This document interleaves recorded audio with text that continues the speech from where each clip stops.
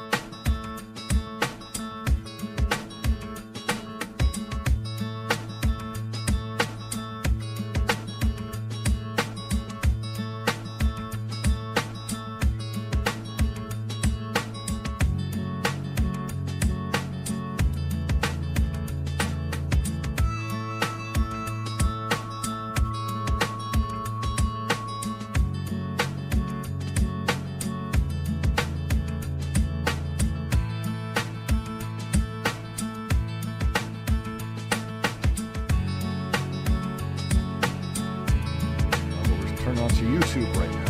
YouTube's running. So anyone who is chatting, be aware. Be aware. Your mic. My mic is fucked up? Yeah. I don't know. No, it sounds fine to me. Oh, maybe on YouTube. YouTube, it sounds fucked up. No. No, I'm No, it just does checking. not. Everyone will let me know, I'm sure. YouTube is not a quiet audience. They'll let me know. All of you people know that I have my wonderful issues with microphones running all the time. Hello and welcome to another Tuesday with the Quarantine Collective as we continue our many part series of reading Anti-Oedipus. We're on our third reading, almost finishing it out actually. We are at page 346 and 347 is where we're reading today as we finish our analysis of Schizoanalysis. Last week, we actually finally began moving into what is their critique of ideology. They laid it pretty thick, to be perfectly frank, but the critique of ideology and how it functions at a basic level began showing up. Here, turn the music down to the right level. That was a little bit much. The setup, more or less, is as we've been working through and they've been building out their ontology of, we have over here, in one instance, we have desiring production, we have social production. Ultimately, they're the same kind of thing. So how do we deal with the fact that this is the case? It's if you didn't watch my video this week, which was on Guattari, Guattari takes material conditions and brings in ideality. He talks about how the ideality is effectively the effects of the material conditions, how they function. Oh, yeah, we're able. Just so you know, you're super coming in loud with that, but that's fine. Welcome to the group, Astro. Thank you. My apologies. Oh no, you're good.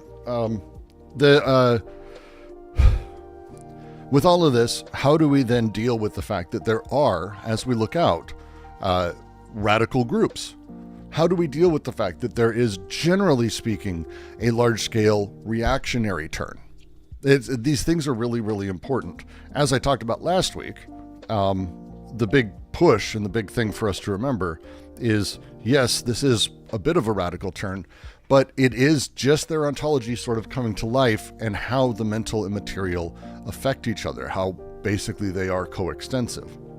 And last week we spent a lot of time on the nature of how there is one political class.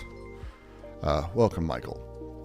There's one political class, which is a lot for anyone who comes from a traditional Marxist background or I think just, an active background. But their point is fair. They want to remove negation from everything because starting from lack puts you in an odd position. And so as they're making their way through with a fully affirmative ontology, they go, well, look, here is how a class forms. A class forms by having everything invested in the world, and the material conditions of the world bore you, and you're invested in those material conditions in one form or another.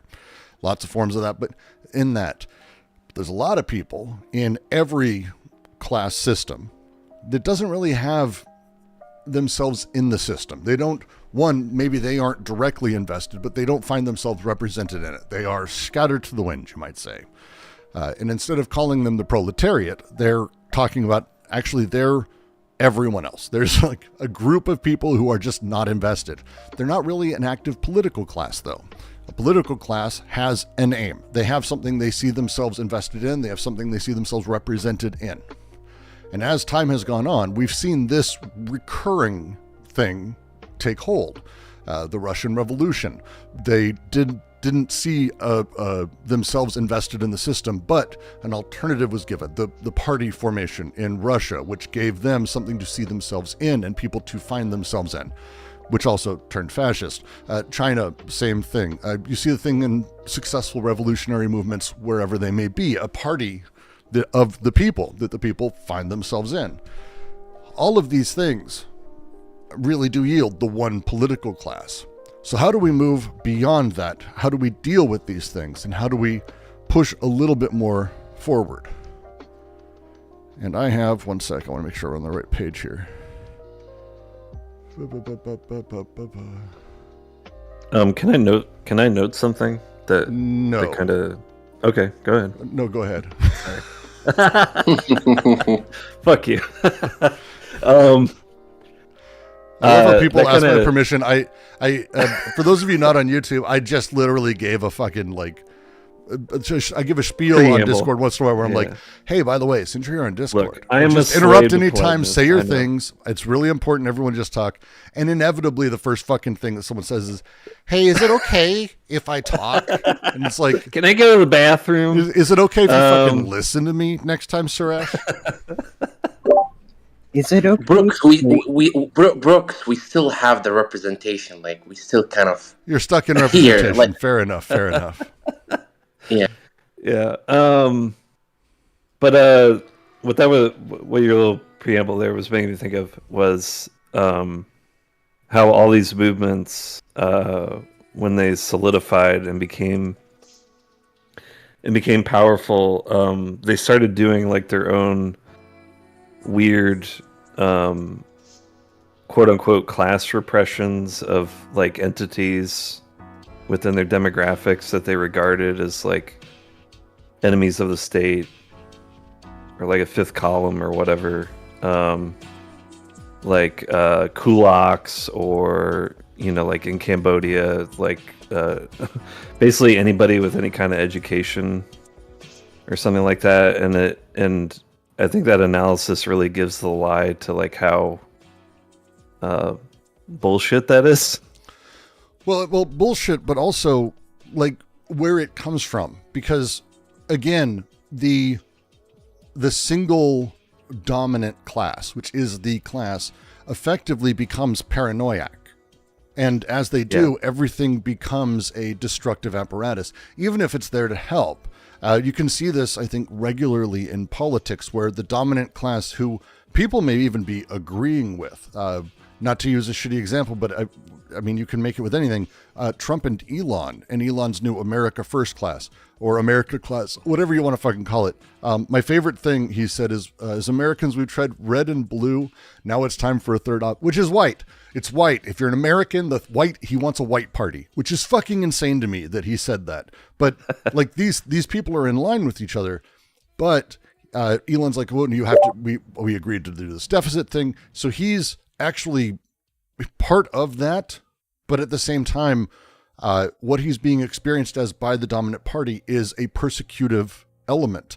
And this is what the Russian Revolution, for example, experienced when USSR came about, and they started to see secondary or third, alternative versions of communism or other parties that were just slightly off, and they had to cull them. Like that's basically Stalinism and totalitarianism, is they began culling these alternative or whittling down what the rest of the things could be, because you either were with the party or against them. And that is, again, as they're saying, the point. It's you're either invested in the current system or you're counter-invested. If you're counter-invested, you're scattered to the wind. You're not a large-scale thing it can deal with, because you can't be. All of us who are proletariats, the definition of that is so fucking weak and difficult these days that it's impossible for us to be seen as a single entity. So it's instead, we're experienced as a persecutory element in each instance. And that's what Trump's party is experiencing everyone as. It's the counter-investment, not as a single party. But that's also what the Russians did. That's what China experienced, any dissent. And they've had some even lately, but it's experienced as scattered, not as a single alternative party. And that's, again, the challenge.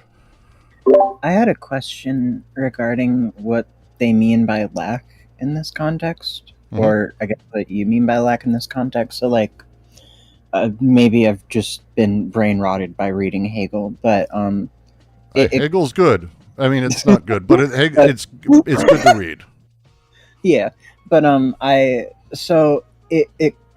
it seems like they've done a couple things here that I'm not fully on board with. One of which is like the conflation of lack and negation.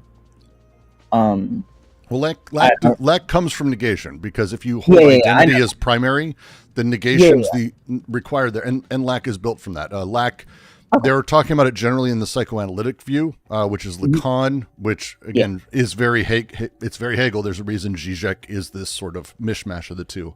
But Lacan very much comes from that negation. For them, all existence is purely affirmative. That lack is something that is actually almost built. It's a positive effect rather than negation. The second point I had to make, though, is that like in Hegel, he starts out the phenomenology by literally doing his whole thing about being and nothing, and he finds substance within negation, is I guess the easiest way I could explain this. But he goes through, finds substance within negation, like ends up reconciling being and nothing and becoming. And I'm just like, I'm wondering with Deleuze and Guattari, I kind of lost my point, so sorry if this comes out stupid, but it comes off to me like there is this sort of drive in them to, and I'm suspicious of people who make claims like this about other people, but there's this almost tautological kind of thing that they're doing where they're trying to negate negation. And I don't know, if you view negation as pure negativity, that makes sense for their ontology. But if you get into the territory of like Hegel or Lacan, where negation has substance, it just, I don't know. They're not doing so. There are smarter people than me that can answer this probably better. So I'll just say up front, because you're talking about like the really fun, interesting place between them. Like this is the fun, interesting place. So there's a lot of ways you can go about it. So whatever I say here, just kind of take it with a big block of goddamn salt. And I can refer you to a handful of people who do. Tom McGowan, for example, phenomenal writing on this. There's a handful of people who do really tarry with it well. Just to mention, Zizek is not one of them. Zizek's books on all of this shit is fucking awful. Read different than repetition. That's what I was. Books on this are terrible. Anyway, continue. That's what I was going back to. So for Deleuze, it comes down to like, what is the base of things? What is, ontologically, where do things come from? And if it starts with identity, we kind of require negation. Negation is built into identity because we define things as this by not being that. But for Deleuze, because difference is at the base of things, and it's not so much that we actually build identity out of itself, but instead difference over time and consistency is sort of how we build identity in time. Then what happens is there are still missing pieces. Let's say, quote unquote, missing pieces. There's emptiness. There's things not built, but those things aren't negations. They're actually an affirmative structure. They're almost the negative image of a thing that we recognize and we're able to see, but it is recognizable only through difference. At an ontological level, it is an alternative way of it's the kind of thing where I would almost say it's an irreconcilable way where you can't actually talk about how they're different at that point, because it's such a different foundation that the rest of it very much springs from and is born of it. There's a reason like Laruelle, for example, who has a philosophy of difference and really runs really far with what I think Deleuze is already doing. The way you can take it is huge, but it does necessitate a very different path. Okay, that makes a lot more sense. Anyway, that was all. Cool. And it's important as we go, because as we go, especially within capital, within repression, within what we're going to be reading today, which is anti-production. That's why you don't even know how important your question was to be able to help us make our way through this. But when we're talking today about anti-production, anti-production is not like antimatter. It isn't the negative of production. Instead, think of it as production happens, things happen that are built that block production or actually build the structure of it. When you make a factory, you have to have space for workers to walk. You have to have space for break rooms. You have to have space for the walls. Then none of these things actually help production. They actually tend to hinder it. The best productive shit, if you take a look at YouTube, for example, you'll go look at mines in India or smelting factories in the backwaters of China or Uzbekistan. They don't have the same everything. Production happens very quickly, constantly and excessively dangerously. As these things and become mature, as they sort of grow, you'll see that they actually begin to develop, oh, this is best along these paths. We don't do it over here. It's not a negative, it's anti-production. It's parts of a thing that are built that enable production, but also stop it at the same time, which sounds weird, but it's an important sort of setup. We'll get into that. That makes a lot more sense. I think I was thinking of it sort of more. I think when I heard negation there, I was thinking of it more in terms of David Harvey has this talk where he talks about, he basically does the antimatter thing, but with value, and comes up with a concept of anti-value that is, it's weird. It's very weird, but it's basically what you're talking about with, like, if they went the route of total negation in that sense. Yeah, no, they're playing very differently. To mention, so they look at, you know what? I'm actually going to leave that because I think that's a fair statement on your part, and I don't have to add to it. Yeah. And just in YouTube, Wig says anti-production plays well with Polanyi's double movement. This is what happens. I bring up a thinker that I haven't read in some time, and fucking you and Sirius and everyone else. I think anti-production and double movement, yes, do play well together. They're talking about the same things, the oddness within the system and how, like, the way the system builds its own structure and its own consistency that then moves forward. So yes, it would play, I think, pretty well. Goddamn you people.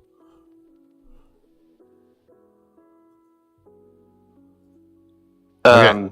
Please go, and then I'm going to force us at some point to actually move forward in the reading. Are we it's almost fascinating to me, this like anti-production, because what's the meaning of anti-production, right? Like for example, when Marx in Volume 2 mentioned the cleaners, the people who clean factories and repair, right? These people are kind of like situated in a mode of production that they kind of like yield it's kind of like they are, Marx described them as the mystery of kind of like the preservation, right, of like the people who fix repair machinery, right? The capitalists don't pay for the repair machinery. The workers who kind of repair it by themselves, right? And the cleaners also clean these machineries, right? So Marx prescribed them as one of the things within the modes of production, right? Not outside. Yeah, well, no, yes, and this is one of the many. There's a lot of ways that they tweak Marx, and it's I want to say it's a critique. It's not a criticism, but they critique Marx a lot. And one of the big ones is specifically in this, because he does talk about these things and these elements as being categories that are not production itself. And for them, everything is production. They want to flatten this and have a very different conversation, because again, just as desire and difference is what is productive at that level, that doesn't change. Everything is productive. Everything is production. And so because there's no separate sphere, no broken productive process, everything does come from that. Anti-production is actually what is part of that. They're the forces that channel and capture the changes in desire, the changes in process, and all of that maintain the organization. They're the things that hold this back, or are the neutral plugs that stop the electricity of things. And that setup that sort of plays is, again, how they're pushing through this. And we're going to see that actually literally in this paragraph. I would like to just add two things. One of them is an actual statement. The other one is a joke. The actual statement is that, and this is sort of a problem throughout most of 20th century philosophy, but a lot of their critiques of Marx are more based in Marxists than Marx. So understand for the listeners that Marx's concept of productive and unproductive labor is not as stifled and stiff as sort of traditional Marxists would have you believe. It's a lot more complicated, including the view that they criticize Marx for having. I think Marx would actually kind of agree with them that everything is sort of productive at the end level. The second thing, the joke, though, is just anti-production is literally just the strange light fixer man from Brazil. I don't know why that made me no, that's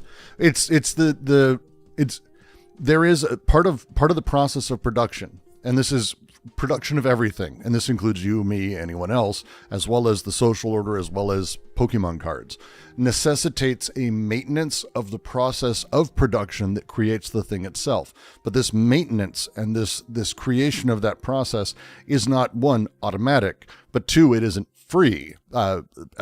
Efforts and energy are expended towards this maintenance of things, and this includes like capitalism at large. And that maintenance of the system at large comes in a whole bunch of different forms. But that guy in Brazil, who's literally the guy who does maintenance and disappears in and out of walls, I love Brazil. You're talking about the movie, by the way, I'm assuming. Yeah. Okay, just on the off chance you're like, I live in Brazil. We have light fixture guys. What the fuck, Brooks? I don't know, but it's exactly that. It's the sort of absurd nature of the thing coming back to itself, but actually keeping itself up. It's like anti-production as a thing works. It works more molecularly than molar. So like he's more of a again, playing it and it's obviously it's a movie. It's not all of that, but the productive forces of things are always unleashed. They're always going, and it's always being found. But at the same time, these forces themselves that are going, they don't necessarily form into a cohesive social order. So how do you force them to do that? Well, you do it by not, old times we used to code. We used to code desire. We used to code the flux of desire and create that sort of social meeting that was, repressed through terror, through cruelty, through imminent pain, lots of different ways. But capitalism is fascinating because on basically its process is this, and by doing so, it re-territorializes constantly. And this extra thing, this extra capture of desire is sort of that thing that anti-production does, the maintenance of the thing. Well, and this is why, like, if you bring up Polanyi, Wig did, you didn't. But this is like very much touching into that. The way that, and again, it's why I said the critique of Polanyi in the video that I did, but he separates things out into all of these different spheres. And it's what Marx did. This is the thing. For them, there is no spheres. Like, there is no different spheres. Economic is the same as social order, is the same as production, is everything. There's nothing that isn't productive. Money itself, which I think the way Polanyi played with it was as a commodity. He like really played into the idea of Marx's commodity fetishism and things like that with cash. But it's been a while since I've read him, trying to think through it. But it's this thing that he's playing with. All of these things sort of generate and produce a counter movement. It's what Marx talked about, the thing that sort of defends itself against the market as it sort of comes. This pattern of marketization and social protection as an oscillation. They kind of play with that, but again, Godelier I think runs through it, and they're taking a lot from Godelier. But anti-production is more molecular. It doesn't happen in the social space because everything is desire. This is happening with desire. So anti-production effuses the system. It's built in because of how capital works, because everything is determined by the system and coextensive with it. So it's a slight change there. That makes sense. Cool. And Astro Princess, you have your play sound when I unmute or mute, and so every time you do it, everyone gets to hear that unmute and mute. So I'm so sorry. Just letting you know. I wish I could disable it. Trust me, and then you'd be able to hear it. But sadly, the Discord is they're just a Silicon Valley company. So what do you expect? A lot of it sucks. Do you know where I would disable that in my settings? It's I believe it's in your settings. It's in the notifications. but you might have to Google it. It's been a while since I had to turn it off, but we used to have this problem a lot. It's I'll write a guide for it. I need to get that up at some point. That's the thing for us. I'll look into it real quick. No problem. Thank you so much. All right. And with that, I am going to push us into reading and in theory. One sec. Let me make sure I'm sharing my screen with the Discordies so they can see it. All right. So for those following along, we're at the bottom of 346. And we're basically moving directly into, I mean, just be ready. Like this is, this is everything from here. If you weren't with us last week, you may have missed it, but from here, every sentence is so fucking dense. This is going to be a lot. And there's a lot of discussion and there's a lot of sort of understanding that comes with these things. Just be fucking ready for that. This is a lot.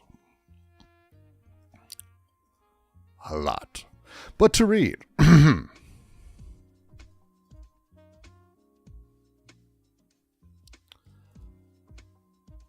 We have seen how the capitalist machine constituted a system of immanence bordered by a great mutant flux, non-possessive and non-possessed, flowing over the full body of capital and forming an absurd power. Everyone in his class and his person receives something from this power, or is excluded from it, insofar as the great flow is converted into incomes of wages, or of enterprises that define aims or spheres of interests, selections, detachments, and portions. But the investment of the flux itself and its axiomatic, which, to be sure, requires no precise knowledge of political economy, is the business of the unconscious libido, inasmuch as it is presupposed by the aims. We see the most disadvantaged, the most excluded members of society invest with passion the system that oppresses them, where they always find an interest, since it is here that they search for and measure it. Interest always comes after. Anti-production effuses in the system. Anti-production is loved for itself. Anti-production, my eyes. As is the way, I'll restart that sentence. Anti-production effuses in the system. Anti-production is loved for itself, as is the way in which desire represses itself in the great capitalist aggregate. Repressing desire, not only for others, but in oneself. Being the cop for others and for oneself, that is what arouses. And it is not ideology. It is economy. Capitalism garners and possesses the force of the aim and the interest, but it feels a disinterested love for the absurd and non-possessed force of the machine. Oh, to be sure, it is not for himself or his children that the capitalist works, but for the immortality of the system. A violence without purpose, a joy, a pure joy in feeling oneself a wheel in the machine, traversed by flux, broken by schizzes, placing oneself in the position where one is traversed, broken, fucked by the socius, looking for the right place where, according to the aims and interests assigned to us, one feels something moving that has neither an interest nor a purpose, a sort of art for art's sake in the libido, a taste for a job well done, each one in his own place, the banker, the cop, the soldier, the technocrat, the bureaucrat, and, why not the worker? The trade unionist. Desire is agape.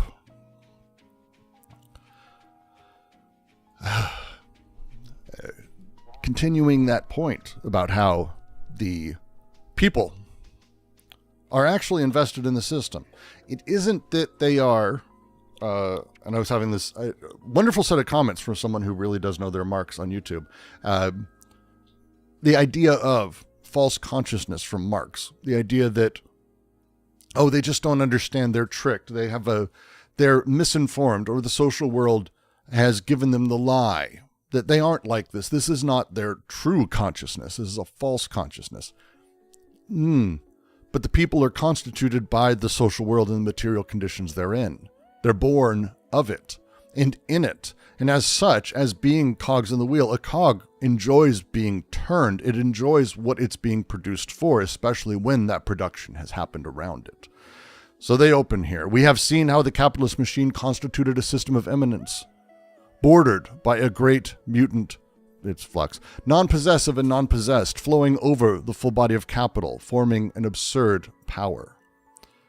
The system of immanence that they're talking about here, again, this is more Spinoza, Deleuze, that the system of immanence, the thing that is there immanently, causatively, self-causatively within a single substance.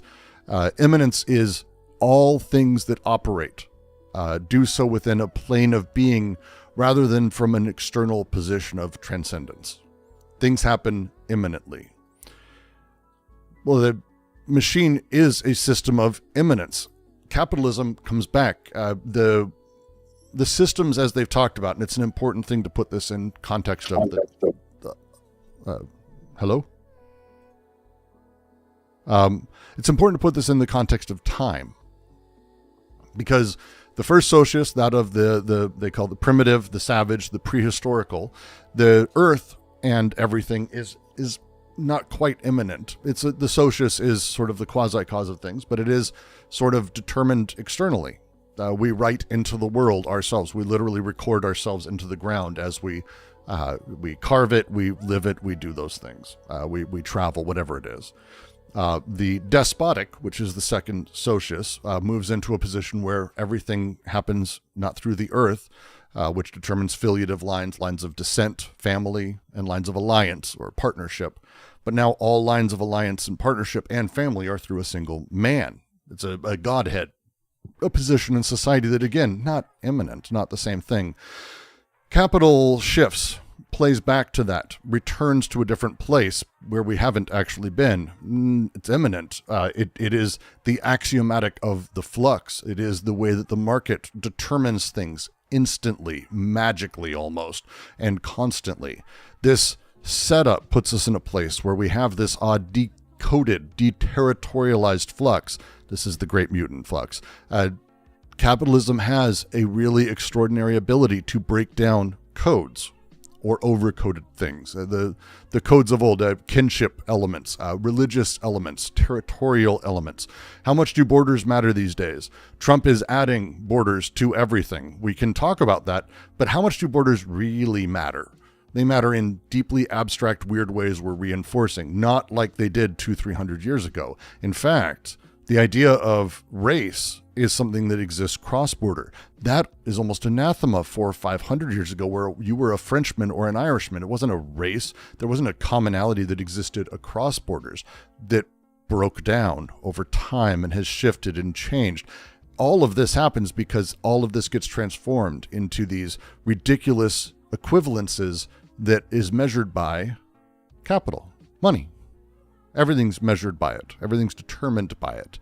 This is, again, bringing Marx straight through into what they've done and the work Guattari did with his work with Lacan, parsing all of these things together with Deleuze's différance and how he's playing in this, because it's a different setup entirely. The way that the things are built, the way that people are built, the way that the full body of capital, the whole thing plays together is very different. They talk about, and they say the phrase, the non-possessive and non-possessed here. By the way, we're only in the first sentence, and I have to take this much time, so it's this much fun. Let me finish it, and then we'll open it up. The non-possessive and non-possessed, because a great moon flow, non-possessive, non-possessed. The nature of how in capital, we don't really have private property is fundamental to it. Don't get me wrong. It's fundamental to capitalism. But possession isn't really a thing, right? Like, possession's not really a thing. Everything can be had or owned. It's sort of, again, placed within the control of what? Oh, that's right, the immanent capitalist axiomatic. It's not that I have my land. There's no such thing.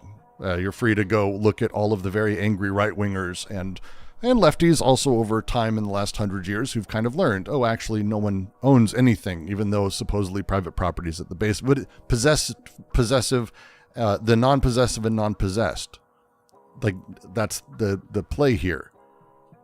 flowing over the full body of capital, forming an absurd power. That's that sentence. Comments, please? Yes, I've been taking notes the whole time. Please. I have two things that are sort of aesthetic notes, basically. But first, that metaphor that they used about or not metaphor, but I'm trying to remember what it was exactly. It was the part where they were talking about capital as undead, I think was their phrasing. In this, I don't think in what I read today. Yeah, it was a couple pages ago. It wasn't undead, it was something else, but it reminded me a lot of the Marx vampirism metaphor where he says that capital... Oh, yes. Yeah, you know the quote. I'm bad with remembering exact quotes. And just to mention for those who it doesn't click immediately, they talk about, and Marx does as well, is the vampiric nature of capital. That if I have a business that produces profits, those profits basically are us taking the excess of labor, the excess of effort, the productive capacity that was in excess, and it's kind of. Vampire is a good way to use it, but I would even go a step further that it's desiccating it, almost freeze drying labor, and then waiting for another person or company or business to come along that you can attach that to, that refills it with all of the vital life force that allows it to be productive again until we again desiccate it. And it's kind of like, and it's a 3-body problem has an entire world in this game where you have like desiccated husks that you can turn people into. It's a much better metaphor for capital than vampires, I think. It's almost like the way spiders store their food. Yes, very much. I had one other aesthetic note and then like 4 other points. I'll be quick with them. The second one I just wrote flowing over, but I always get taken by the way that Deleuze and Guattari write, specifically in this sort of things do not conquer each other; they overflow and consume one another. It's a very So just to nip this one in the bud, this is one of the and you're new. People don't know. You've hit on what is one of my little things. In the French, they actually don't use the word flow. Obviously. In French, there is no word flow. It's couler. I know Estelle, you're going to yell. Estelle yells at me for my French pronunciation all the time. But specifically, actually, what they're doing is using the term flux. In fact, I actually think in this paragraph, they don't use couler once. Instead, what they're talking about is flux, which is a rate of change. It comes from Klosowski's reading of Nietzsche as well as Bergson's treatment of becoming, because with difference, becoming... the flux of change becomes the measurement of becoming, effectively, that we are a rate of change. The challenge is that flux does mean sort of like, as I like to describe it, it's if a toilet overflows. If it's overflowing, we would use flowing. But if it like explodes out, you would use the term flux. It's much more of an explosive capacity where you're talking about the rate of change as the subject of the word versus the other thing. They don't use flow, I think, in this paragraph at all, and almost in the entire book they don't really use it. I'm more so taken by the continued metaphor of, I guess, not overcoming, but like the continued metaphor of consumption and overtaking, I guess is the thing. But that was just like a relevant aesthetic note. There was something about, you were talking about imminent capitalist axiomatics and the non-existence of property. Before you move on, though, because it's a specific type of overtaking, and I just want to, sorry if I'm pedantic, I want to make sure that we talk about the things that you're curious about. The overtaking is a really interesting specific thing that they're sort of going on about, because it isn't really about like covering things up, because there isn't that. They don't really have that in their ontology. But what happens is like taking something, going inside of something and then exploding it from within is kind of the metaphor that they might be going for. You'd have to correct me though. It's more breaking down, like thinking of how acid breaks down the protein chains for example, that it doesn't like destroy, but instead allows things to return to what might be their molecular bits that can then be reformed and used as matter elsewhere or things elsewhere. That's kind of the setup that they refer to. Yeah, that makes sense. And is it okay for me to go on? Please. All right, so you mentioned imminent capitalist axiomatics and the sort of like non-existence but kind of predication of the system on the concept of property, and that what you said about the reality of property today is almost exactly what Pierre-Joseph Proudhon said he wanted property to be, where he had this intense sort of view of property as just intensely contradictory, but also, you know, the whole thing about like, you know, we really only use things, we don't really have a plot of land so much as we just have the blah blah blah blah. You can fill in the rest of that, but yeah, it felt like, I don't necessarily know if they would be the type to accuse somebody of idealism, but it feels like they are. It feels like it feels like the way somebody would critique Proudhon's idealism as saying just like, you've fundamentally just reconstructed how we already treat property, but with this like fixation that it's going to be the solving of the system instead of like things as it exists now, like taking the axioms of capital as it's presented by like bourgeois economics too seriously, I guess. Well, it's underneath it, the thing that they are going to keep pointing to, and we can talk about Proudhon, their critique would be the same as exactly how you're stating it, that if we do rethink and we go, we live in a weird time where capital has made property sort of this weird thing that can be a lot of stuff. It has a contradiction. We can use that. They'd answer and go, yes, but there isn't like us to be making those choices. We are produced in a system that do that. And so how we handle that property is produced in a system that does that. And so we handle property in line with how that system determines. And so that challenge at the base of it, and at the base of it is, okay, and I kind of alluded to with the references to Russia and China. Okay, you've had your revolution, but what are you actually changing? If you're just changing the party mechanism people are invested in, well, capitalism's fine with that. It's perfectly fine for hanging around for like 10, 15 years as you do centralized state capitalism, so it can end up becoming just normal capitalism, as it has in all of those countries.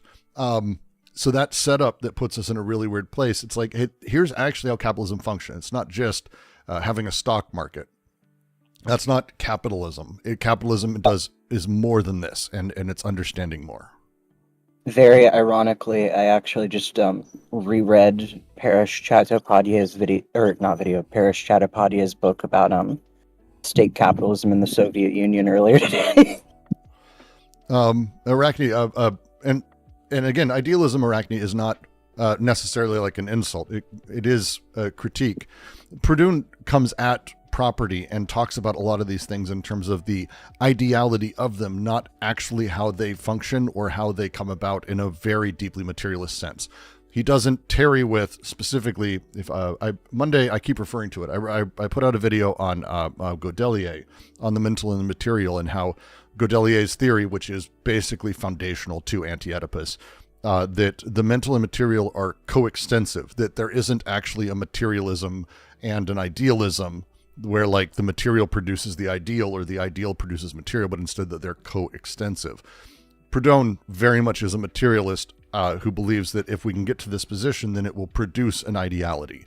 And this is a type of Marxism, a type of materialism, but it's one that they go, well, yeah, but wait, if it produces that ideality, and that ideality we know has impacts on the materiality that comes after it, we're already in all of these things. We're already coextensive. And so Proudhon and others, many others, make this sort of same error where they presume if we can produce a different effect, that effect then can go on and do great things. And it's like, but wait, this isn't how these things sort of work back and forth. He wasn't Marxist or materialist. I know, I'm being very flippant with terms. God damn it. God damn it, Wig. Can't please. So that ideal and material dualism is a trap, basically. Mm-hmm. Brooks, you take that one. Say that one more time.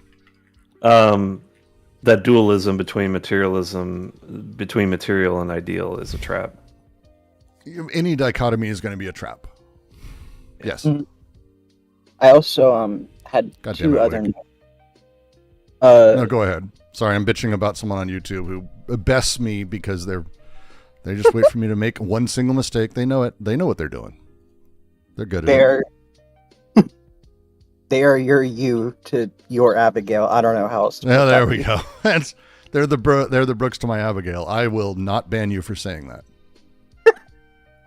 But there was another thing. So they talk a lot about selves and ones and people, but they have this sort of ontology of, I guess, non-difference would be the best way to put it. And I'm just wondering how productive it is to refer back to that, or if that is like that sort of seeming performative contradiction is kind of the point that they're getting at. We'll be getting that. We're barely through the first sentence of the paragraph at this point. So let's get to the end of the paragraph and then see if we touch into what you're talking about. How's that sound? I have a question. Please. The last sentence of this paragraph says desire is agape. You read it as agape. Could you read it as a copy? Because there is a kind of a communal notion to the idea of associates, right? Capitalism is a kind of associates, isn't it? And there's a kind of a community quality. So could you read that as a copy instead of a gape? Let me find out what actually it says in the French. 1 second. No, it's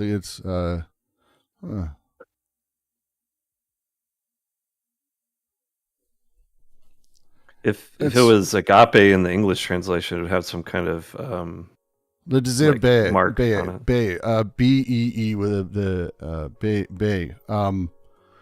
To stand in. I mean, okay. So here's the thing. English is funny. Agape is standing agape is like standing in stunned, like, oh, like soy face, almost like whoa. But to being stupefied, and that's kind of what they're referring to, I think. Yeah. Being stupefied, being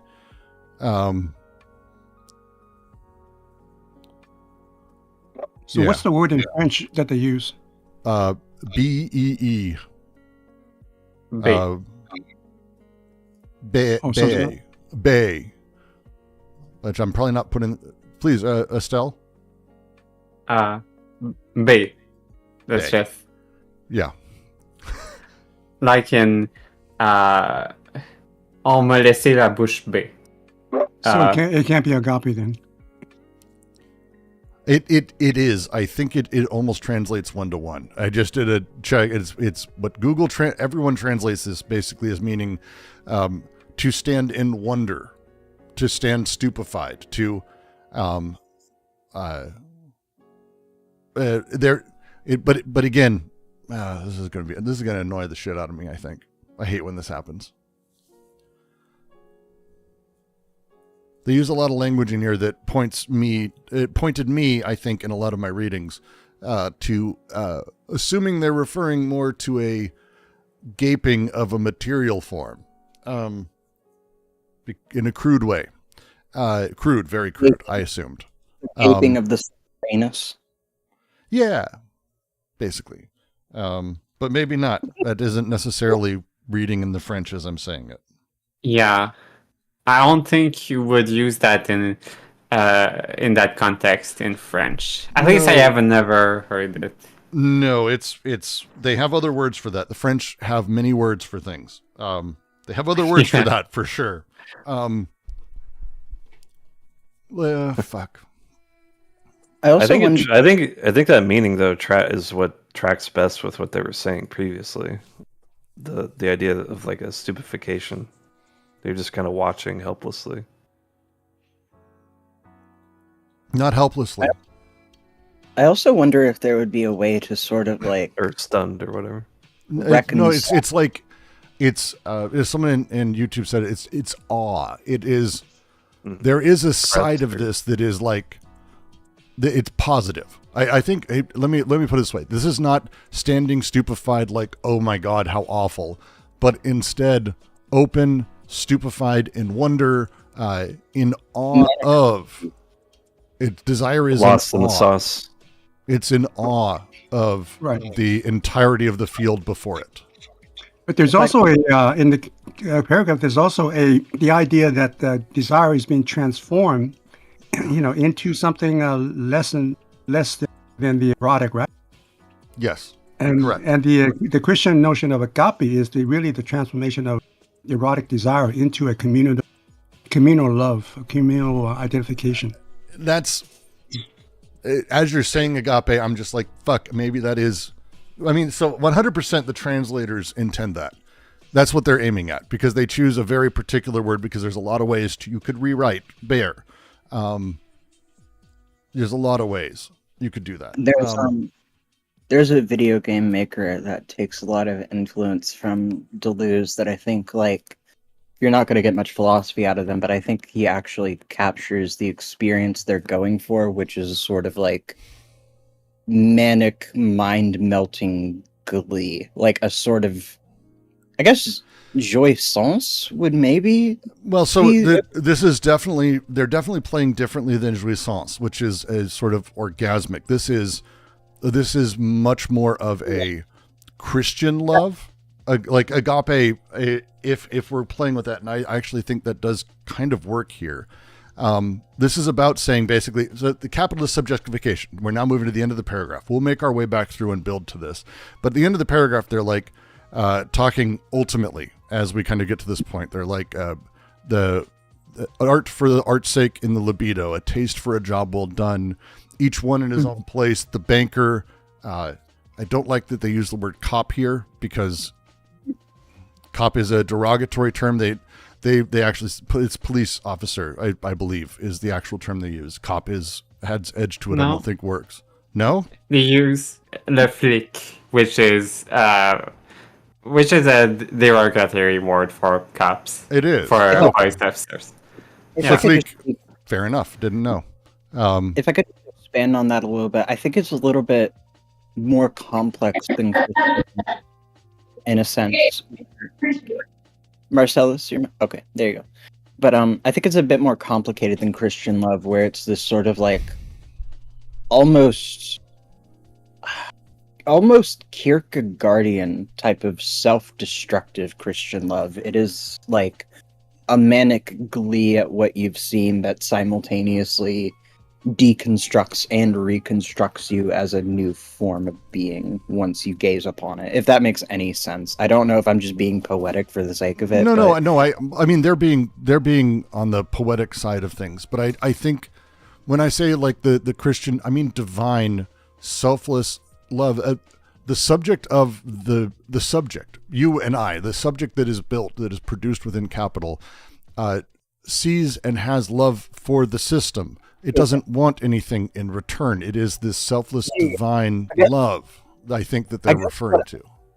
What I would add to that is that I think, and I think this is really the point I'm driving at, I feel like for Deleuze and Guattari, there is this sort of dimension of almost body horror to that kind of love. Like, there is something to be dreaded and celebrated in that at the same time. Maybe I'm...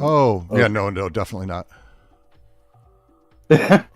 Yeah, no, Anyway. that's more the CCRU direction of a lot of this stuff. They don't have a lot of that sort of stuff built in. Certainly not within Anti-Oedipus. Thousand Plateaus, I think you can make arguments parts of it are extending, but they're very much here talking through the nature of things as they exist and are built within capital, like a blueprint of how capitalism forms and builds subjects and works with desire.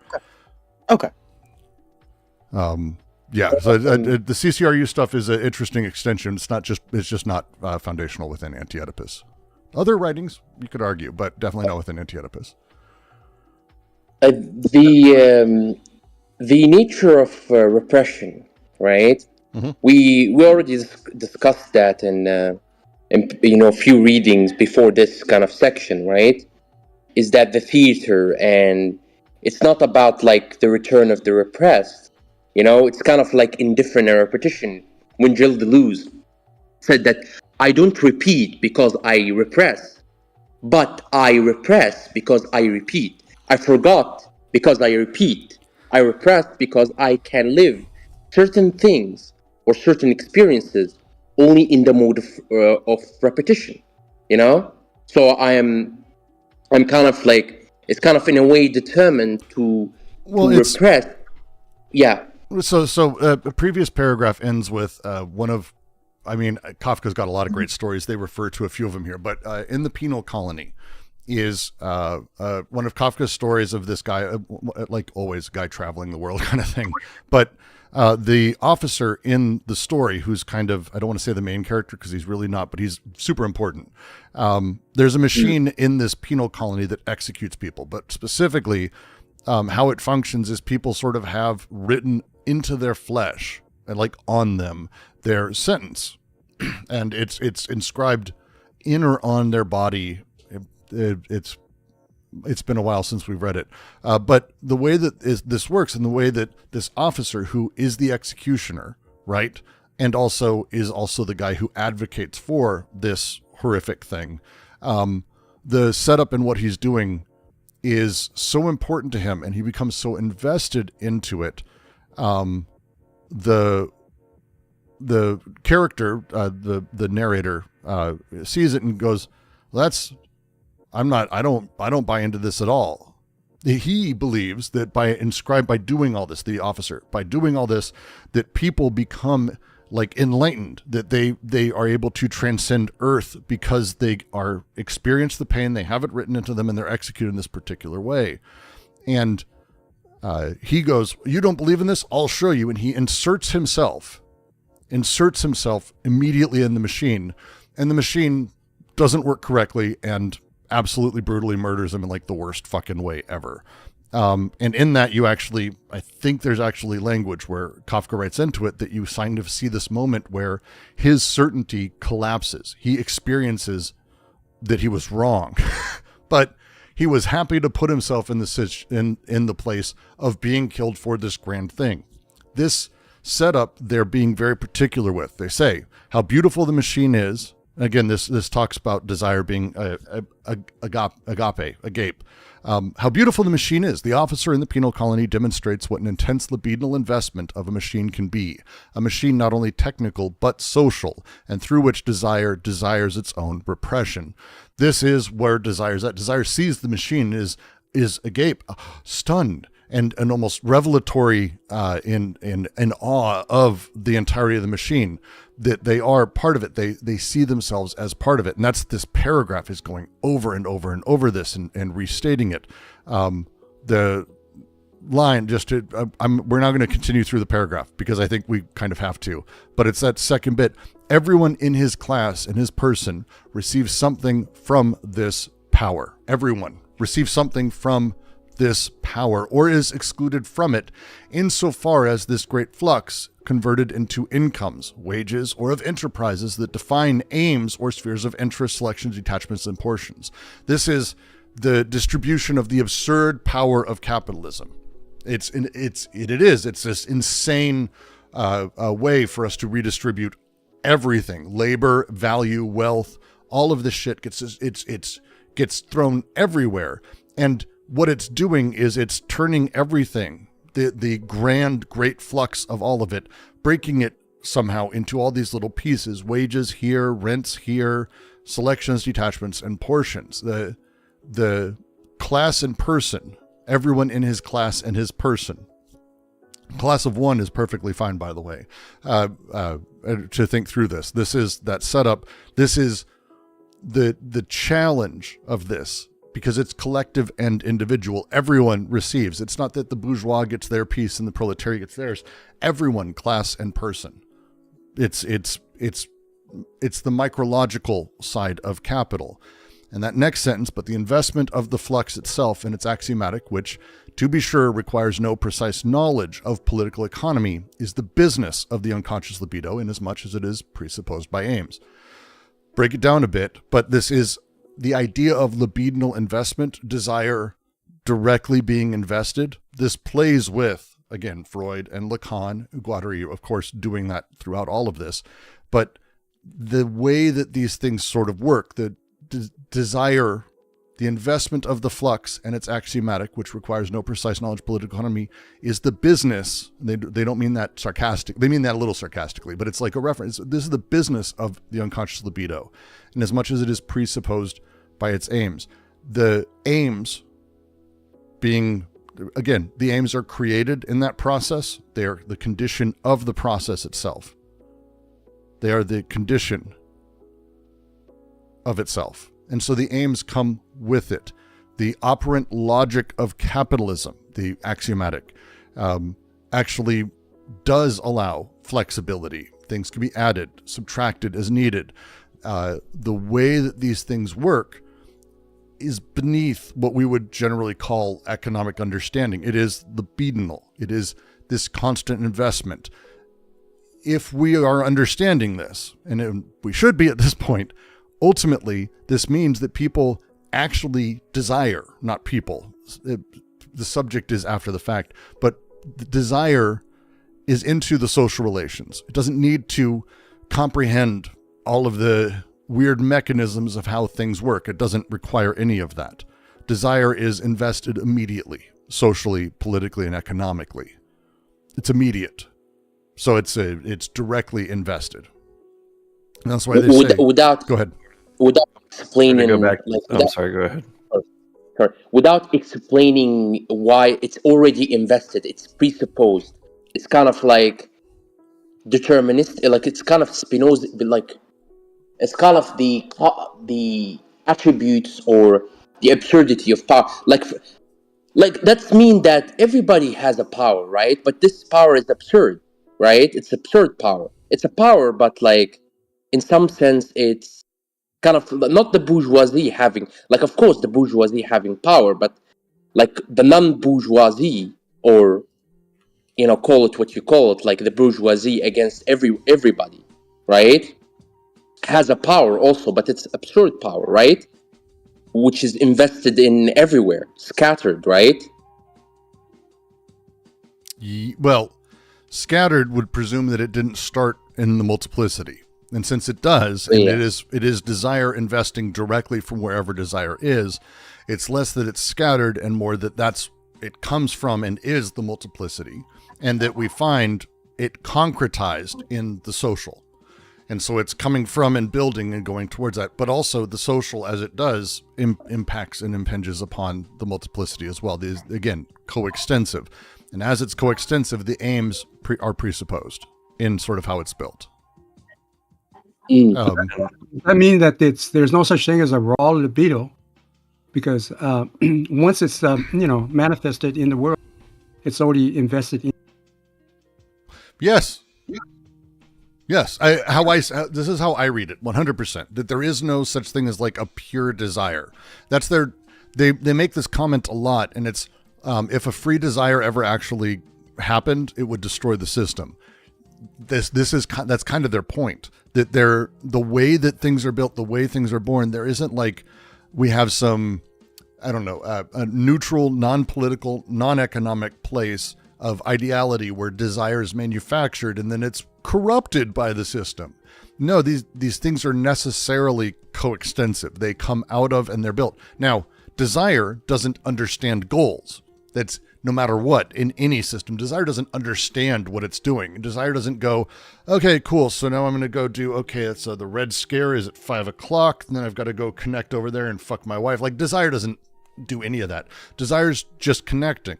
Now, the process of how it connects and how it produces is immanent, and in those syntheses that are themselves immanent to each other. It isn't step 1, 2, 3, 4. It's all at once these things happen, and through this, the rest is produced. Yes, that's how I understand it.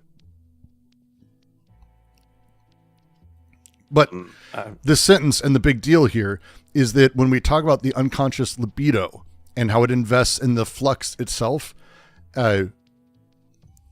to say another way,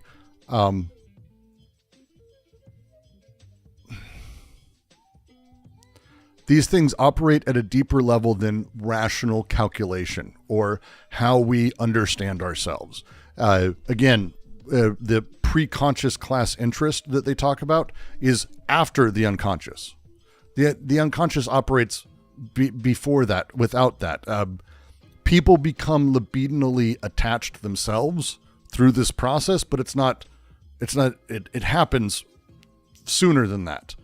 And it doesn't matter if it's for or against their material interest that you may objectively be able to math out. Oh, hey, you just voted for stuff that's literally taking food out of your children's mouths for the next 4 years. They don't care. That's not the point. They're not having that discussion. That's not how desire works. This is how desire is working for people who are in opposition and scattered to the wind. Good for us, does nothing. But for them, they love the way in which desire represses itself in that aggregate. Because it's handled, it's dealt with, it's there. And that's the line. The most disadvantaged, excluded members of society invest with passion the system that oppresses them.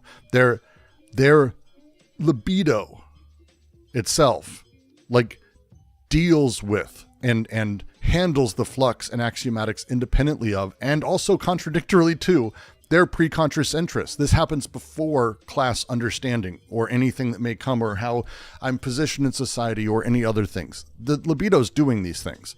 It's there. It doesn't care about outcomes. It doesn't. It cares about the functioning of the machine. There's the line in here that's amazing is the art for art's sake in the libido. That is the phrase that is worth sort of sitting on for a moment. Art for art's sake in the libido is the fucking phrase. When we talk about doing art for art's sake, when you say this now, I'm not going to care about anything. I'm just going to make stuff. You may be lying to yourself, but let's just go with it. That idea in the libidinal energy is accurate. It's art for art's sake. It's connecting to the machinery and in the machinery, because that's what libido is, for the sake of the machinery. It doesn't know what the fuck's going on. It doesn't care. Then we turn it into larger meaning. Then we build more. Then we do the rest of it. And then it goes bad. I think would be it's not great. I think I would say for the rest of that, not great. But go for it. I was going to loop it back to the critique of ideology, where it's like it's pre-symbolic. It doesn't need that symbolic order to find places to go.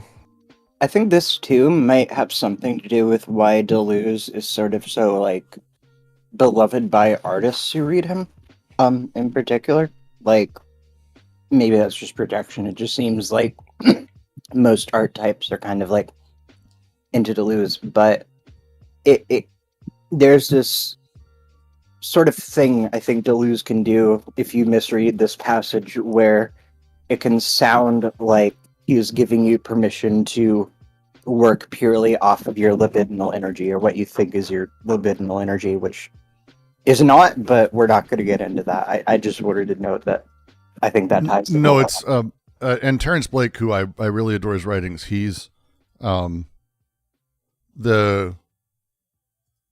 underlying things that are happening there. One sec. One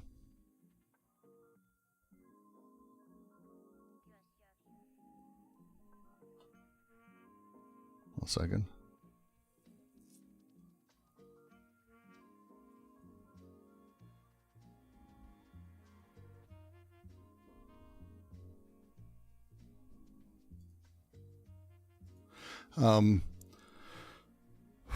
Terrence talks about one of the things that people do come away, and I think a lot of it has to do with the fact that they use in the translation, especially because you see this, it's a very particular thing, and it sounds weird, but when I say this, I'll follow it up.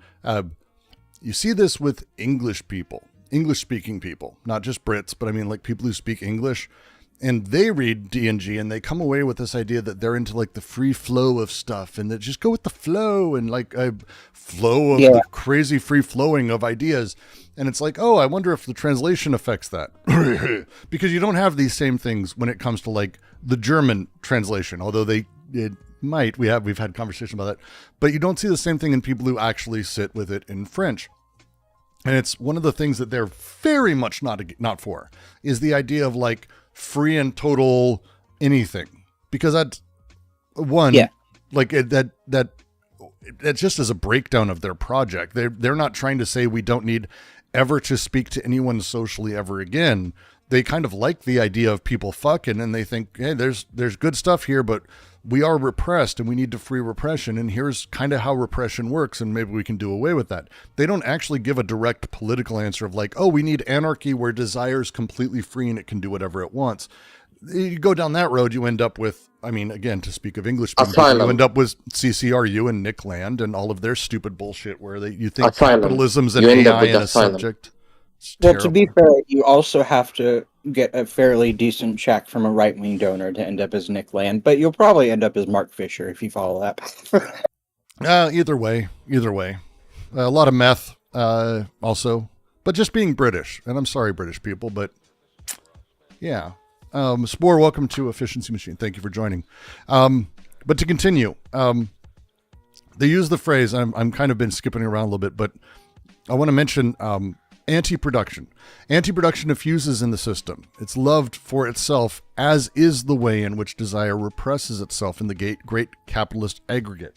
Again, the actual imminent way desire is able to invest, desire loves.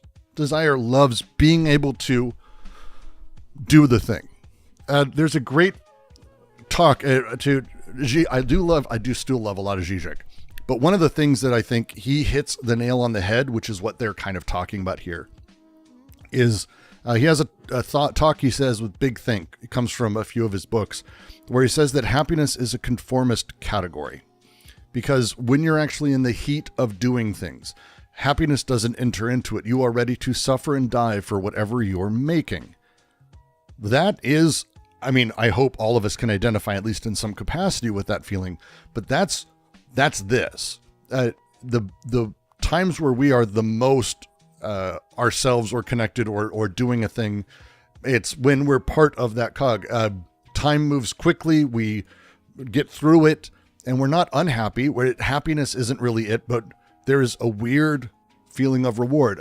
When I used to open McDonald's, and I talk about this, it's one of my favorite jobs when I was like 15, 16. So first gig. And the way that it would sort of go, and anyone who's worked social service jobs kind of knows this, if you can actually just be working all day, that's the best shift that there is.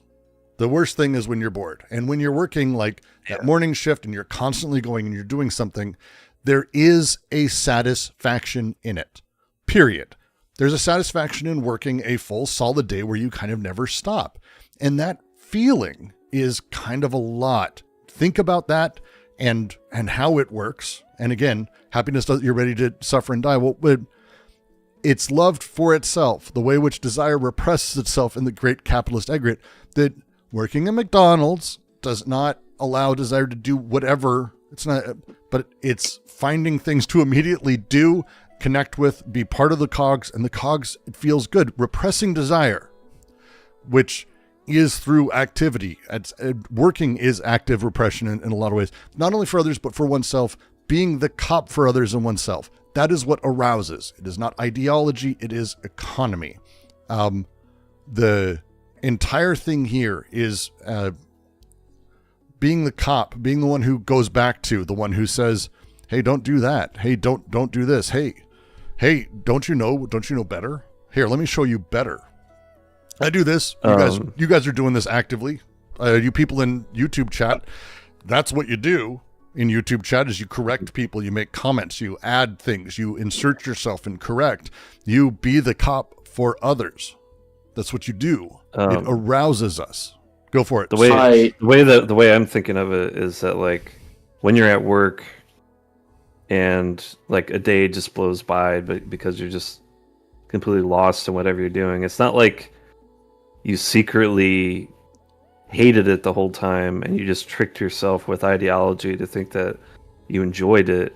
It's that you literally did enjoy it. There's a quote from Leotard that this is all reminding me of. May I read it out? Please. Okay, hold on. Need to find it. So I don't remember which book this is from, but this is a Jean-Francois Lyotard quote about French intellectuals and their relation to the proletariat. So, why, political intellectuals, do you incline yourself towards the proletariat? In commiseration for what? I realize that a proletarian would hate you. You have no hatred because you are bourgeois, privileged, smooth-skinned types. But also because you dare not say that the only important thing there is to say, that one can enjoy wallowing in the shit of capital. Its materials, its metal bars, its polystyrene, its books, its sausage patés, swallowing tons of it till you burst. And because instead of saying this, which is also what happens in the desires of those who forward and divulge, but that's alienation. It isn't pretty. Hang on, we'll save you from it. We will work to liberate you from this wicked affection for servitude. We will give you dignity. And in this way, you situate yourselves on the most despicable side, the moralistic side, where you desire that our capitalized desire be totally ignored, brought to a standstill. You are like priests with sinners. Our servile intensities frighten you. You have to tell yourselves how they must suffer to endure that. And of course we suffer. We the capitalized. But this does not mean that we do not enjoy, nor that what you think you can offer us as a remedy for what does not disgust us. Even more, we abhor therapeutics and its Vaseline. We prefer to burst under the quantitative excesses that you judge the most stupid, and don't wait for our spontaneity to rise up in revolt either. I feel like maybe a little bit more on the heinous side from Lyotard, but I feel like that quote kind of summarizes a lot of like the mentality that would see what Deleuze and Guattari are talking about as just ideology or just alienation. Libidinal economy, I believe, is the Lyotard piece that's from. Just to mention, it's worth reading the whole thing, and there's also, it's worth noting, he did basically super disavow his own work there. Although I think it's one of his better works myself. It's certainly provocative. It's certainly provocative. Certainly provocative, and a lot of CCRU people really love that passage specifically. Just, I'm seeing where you're coming from. It's okay. I get it. No, But we're talking about things that beyond the libidinal economy, right? We're talking beyond this kind of like the human all too human, as Nietzsche said, right? Like in the previous passages. We're talking about something that beyond, like desire is beyond the libidinal at this point, right? Yes. Well, it's actually Lyotard's work is problematic for a bunch of reasons. I'm not going to go super into every reason he's wrong. I'm going to try to stick to specifically the passage you read. Lyotard is trying to make a point that people were happy. And he really, really goes hard into it. He doesn't really talk about capital as being something that alienates or represses. That it's actually where jouissance is found, and that it's able to create new forms of jouissance, which is a very counter to D&G's project. He was trying to recover the negation and a bunch of stuff from the time frame. He does what he does, but these crazy new modes of jouissance are very focused on the idea that the people themselves actually enjoyed the nightmare of the thing. And it's a fine line, but I hope I didn't include the idea that I enjoyed my work at McDonald's. It's a different type of satisfaction. It's certainly not enjoyment. I didn't fucking come because I had a fucking good shift at McDonald's. People don't do that. Some perverts might. Probably. There's probably OnlyFans about that. It exists. It exists, but at the same time, I mean, there's femboy hooters. I think we're pretty close to that point. yeah, but that thing that we're sort of playing with is different than him, because it's talking about desire being directly satisfied, and then the subject that's produced out of that the satisfaction, the way that these things play, is particular. And so, again, a lot of it comes from, Lyotard runs with the Nietzschean idea that communism is just another form of sort of Christianity and based on ressentiment. And that's, I won't go into my Lyotard. I have a lot of critiques of Lyotard. I have a lot of issues with him. Good reading. Libidinal Economy is interesting, for the most part. It's good. It's interesting. But the other side is he also talks about one of the things he does in Libidinal Economy is he's pushing towards, and it's a deeply accelerationist view of desire, but he's pushing towards why K-punk people and all of these CCRU funks really, really love this shit. Mark Fisher really loved Lyotard, really liked Lyotard. And so when we talk about like the philosophers and their poor, it's all I can think. Anytime I hear this passage, all I can think is Rancier's book, Philosophers and the Poor, because why are you supporting the proletariat? Why are you doing this? Rancier has a very, very different answer. And it's basically, instead of dismissing sort of the intellectual engagement with the working class, which is what Lyotard absolutely does, Rancier sees the engagement itself as actually the exclusion of the poor. It's a far more radical take and really good. It's not that philosophers, and this is, again, to build into Anti-Oedipus, to build in what we're talking about. When we create these class categories, we are otherizing them necessarily. When we talk about class as being, hey, the class is the one that is in the system, they're invested in the system, or they find themselves represented in it, everyone else is scattered to the wind. That line is really important, because when a philosopher comes along and is talking about the poor or the proletariat or whatever they're talking about, what they're actually doing is excluding that group from philosophical thought itself. The reason that the philosophers always have focused on the poor, the proletariat, the secondary, the homo sacer, whatever you want to call it, the excluded from things. The reason they do this is because the philosopher necessarily defines themselves against the poor. They're the counter-investment of the proletariat. They're doing what the state doing. Yes. I already love Rancier from some of his other books. I'm going to have to read that immediately. That sounds very up my alley. It's super good. Philosopher and His Poor. Really fucking... it's the kind of thing like I've found like Rancier always does with his books. His ideas set me in like a weird angle where now I just can't see the things the same way. Ignorant Schoolmaster is probably one of my favorite works of all time for that. But my favorite was when he basically made the point that Badiou is a fascist. Or was that somebody else? I think that was Rancier. Wig, type up your question. If you have a question I'm happy to answer anything you want about. You just got to type the question. I am here. I'm watching. Oh, wait. No, I didn't. I missed it. Question about possible confusion about overcoding. There are multiple kinds of non-capitalist despotic Earth. Doesn't involve deterritorial or reterritorialization, right? So the Earth codes, these things happen in the syntheses at different points. And that's kind of the Earth and then the despotic socialist and then capital function at different points within desire. Desire within the Earth socialist, so prehistorical, again, before written word, is almost consumed immediately. It's at most in the village that may exist.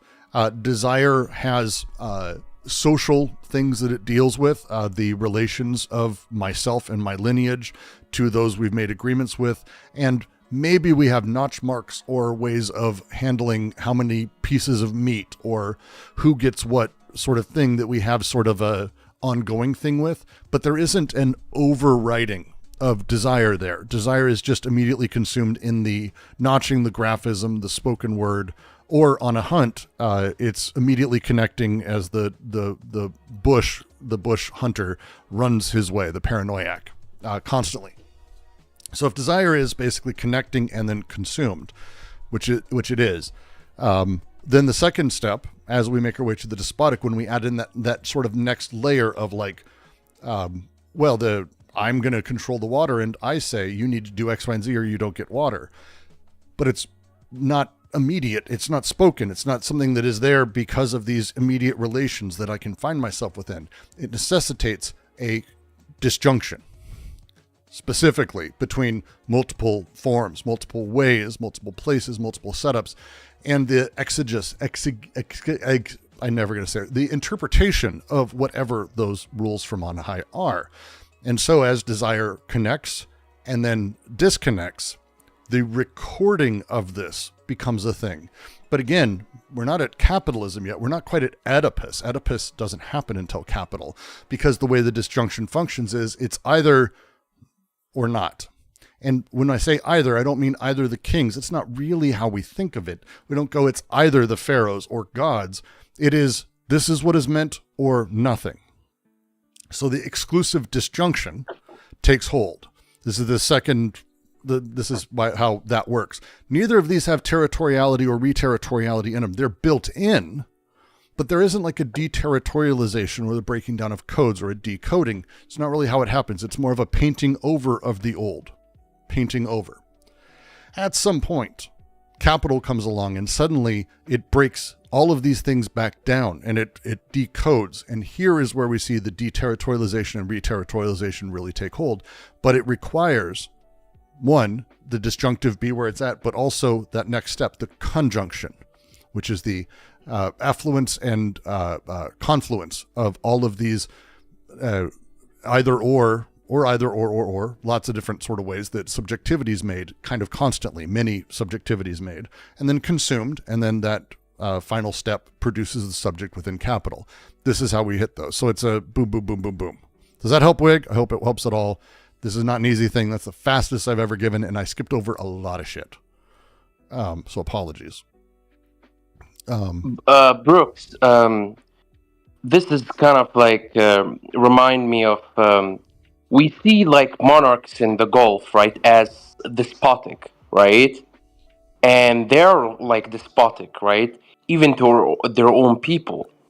But when there's something happened where when Trump came to Saudi Arabia, right, and there's the surface level, right, interaction. And when Trump said like to the king, right, stand up, Johnny, right, or I don't know, he said that, like everybody like I didn't like, I don't know, like, but like when he gave him money, right, to kill a bunch of Palestinians, like when he gave Trump money to kill a bunch of Palestinians and to make torment to the American people, right?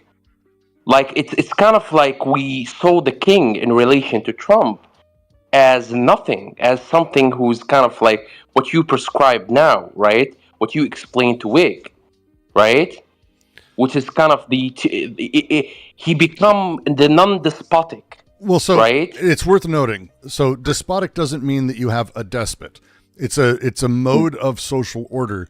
And in our world, there are no despots. And this is true of North Korea even. Despite they're despots, I'm not saying they're not dictators in that sense. So the language becomes difficult. But in terms of like what determines what happens in Saudi Arabia, it ain't, the sheik ain't doing it. MBS ain't the dude. Like he controls a lot. But if tomorrow we had, I don't know, infinite nuclear power everywhere, that would be really bad for him in like all of the ways, because he exists within capital. Like there is no place that doesn't exist within capital. That's it. Everywhere is within capital. And he's invested of Trump, and invested with Netanyahu. Like he give the money to Trump. He is invested in capital.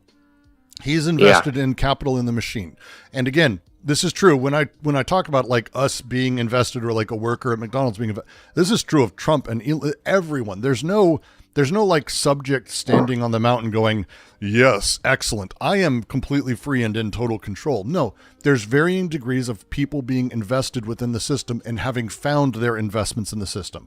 And again, it's not even conscious. This is not at that. This is this other thing. So when you have someone like Mohammed bin Salman, who is trying to do his best to hold on to things, he is invested in the system, finding it, and he's able to exert his will and, again, get paid dividends pretty fucking well by the system at large, to be frank. So are all of his like 500 nieces and nephews, well, nephews, not nieces, wrong system.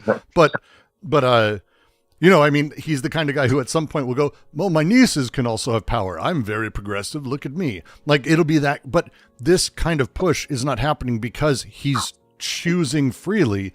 He is existing within a world that has pressures that he's invested in, that he also finds his enjoyment, his satisfaction within. And the difference is that it works for him. But it works for a lot of people. Like, working is very specific.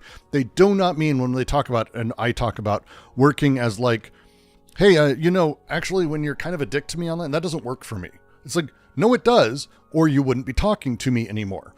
It works for us because it is, I don't want to say what we expect, but it's the machinery works. And when the machinery works and then produces, and we end up with this large organism at the end, it's working. When it breaks down, it's also working. Like when it works, it works. And working is really, really important. Mm. It works through its breaks. It works through dysfunction. Capital is amazing. It really is. It's like, it's an astonishingly powerful sort of abstract notion of how we find meaning. We're able to do this in a way where we can go, oh, this is worthwhile, this isn't, and we can know kind of how to, that's fucking crazy that we could do this. And I'm not saying it's right, but we do it, and we all kind of do it. There's like a magic, a telepathy almost that's happening, but it's not. The desire is immediately invested and finds itself, and then after the fact, lo and behold, after the fact, we happen to find the thing that desire was invested. Oh, geez, it's almost like it's oh yeah, that's right, after the fact. It's almost like it's an after image of the thing. Shocking, I know. You're stunned. You're confused, I know. But it's fine. But this is the phrasing that they're using. It's really important. Because they have the phrase in here. I want to make sure that I'm actually getting to this because I do want to read more than one. Well, we're going to get one paragraph today, which happens. Where was I? One sec.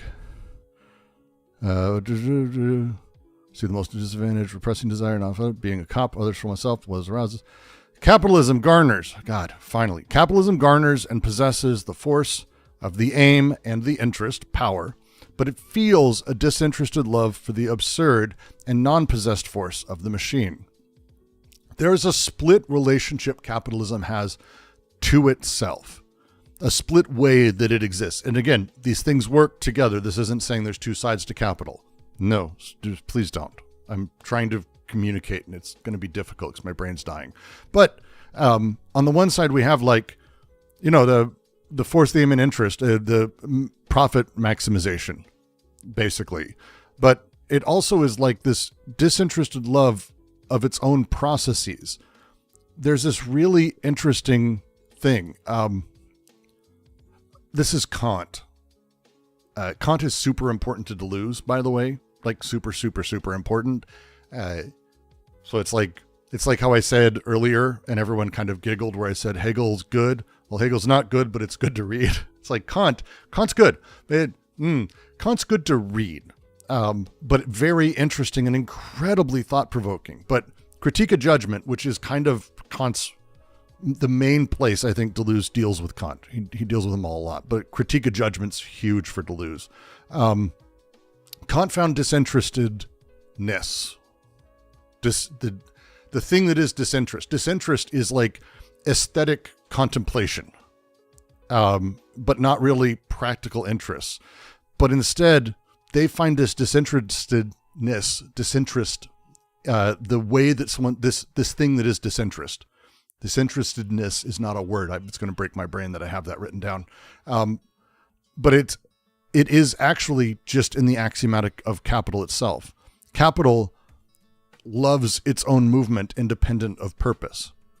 The art for artists, the art for art's sake, the thing for thing's sake, the thing for itself. Ayn Rand's core idea of objectivism is loving the thing for itself. Is the thing is within itself. Everything is an end within itself. Yes, she's right. She identified it. She's completely useless in every other way, but she identified it too.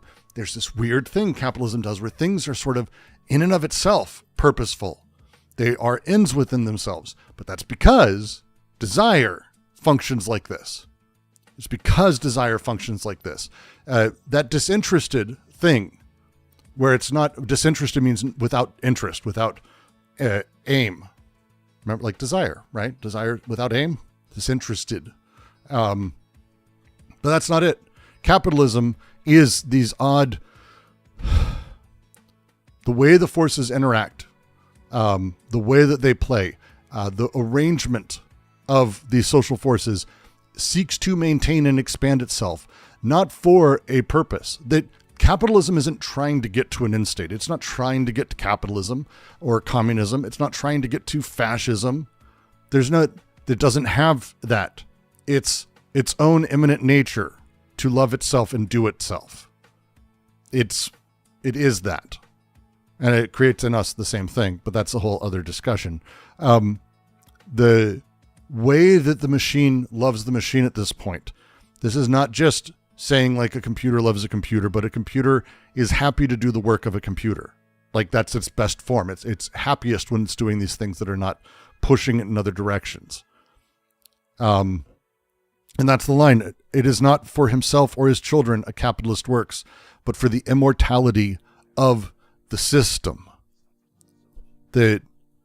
Again, talking about that religious language of agape and all of this, the immortality of it. It's not that it will be immortal. It's working for the immortality of it. The perpetual present that Jameson, I fucking talked about like a month or two ago. The way the productive cycle works towards itself. It's not really accelerationist. It's not, but it's also not staying the same. It's doing the thing, not giving a shit where it goes. It doesn't give a shit where it goes. It is disinterested. It has a disinterestedness. It's a super Kant thing. If you have an interest, you'll edge towards the thing.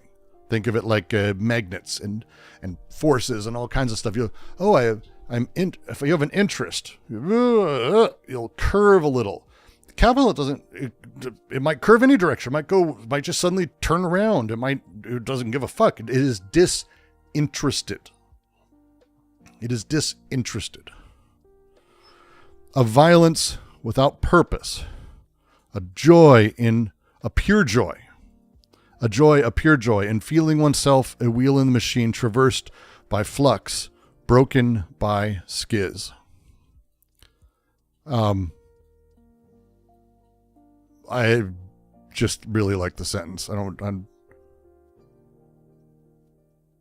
just really like the sentence. Capitalism, capitalism reminds me of the Final Destination.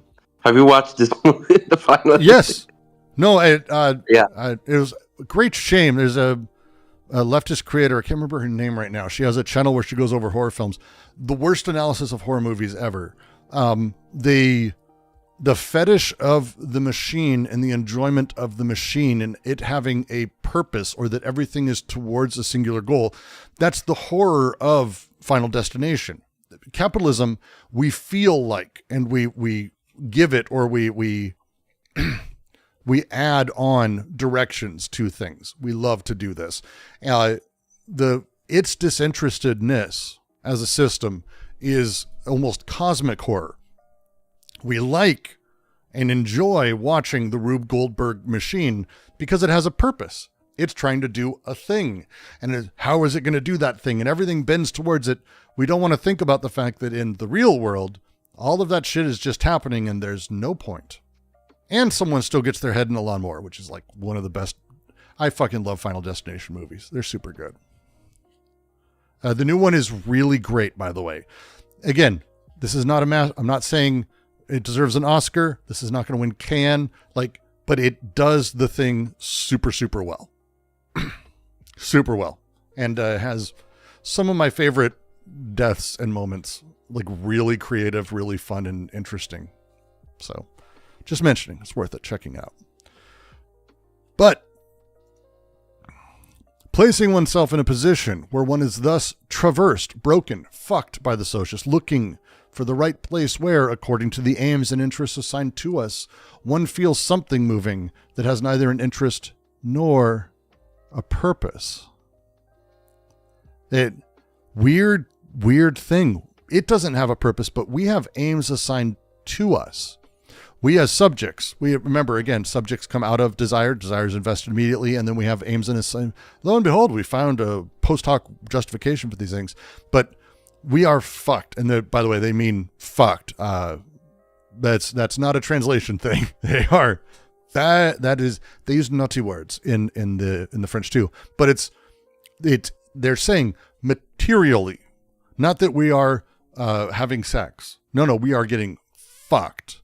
There is this weird part of the machine getting fucked, getting put in through that, unlike sort of traditional political theory, which is about consent or legitimacy or false consciousness. No, it is libidinal, it is bodily, and it is immanent. Capital's like that. The way capital functions, this collective surface of life at large, these things have always had different forms. They've always set up in different ways. We're in the third form of it as they've gone through their universal history. But capital and how it works is very unique.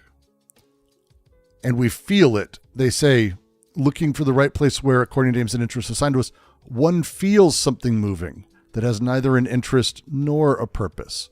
The process of transformation that we are within exists outside of sort of this rational explanation of things, within, without or outside of a generally capitalist social relations, but even within it, there's this really weird thing where there's lots of openings to different possibilities, but they're always captured within existing structures, which sounds weird to sort of say out loud, but it sounds paradoxical, but that's the function. This system doesn't give a shit where we have goals.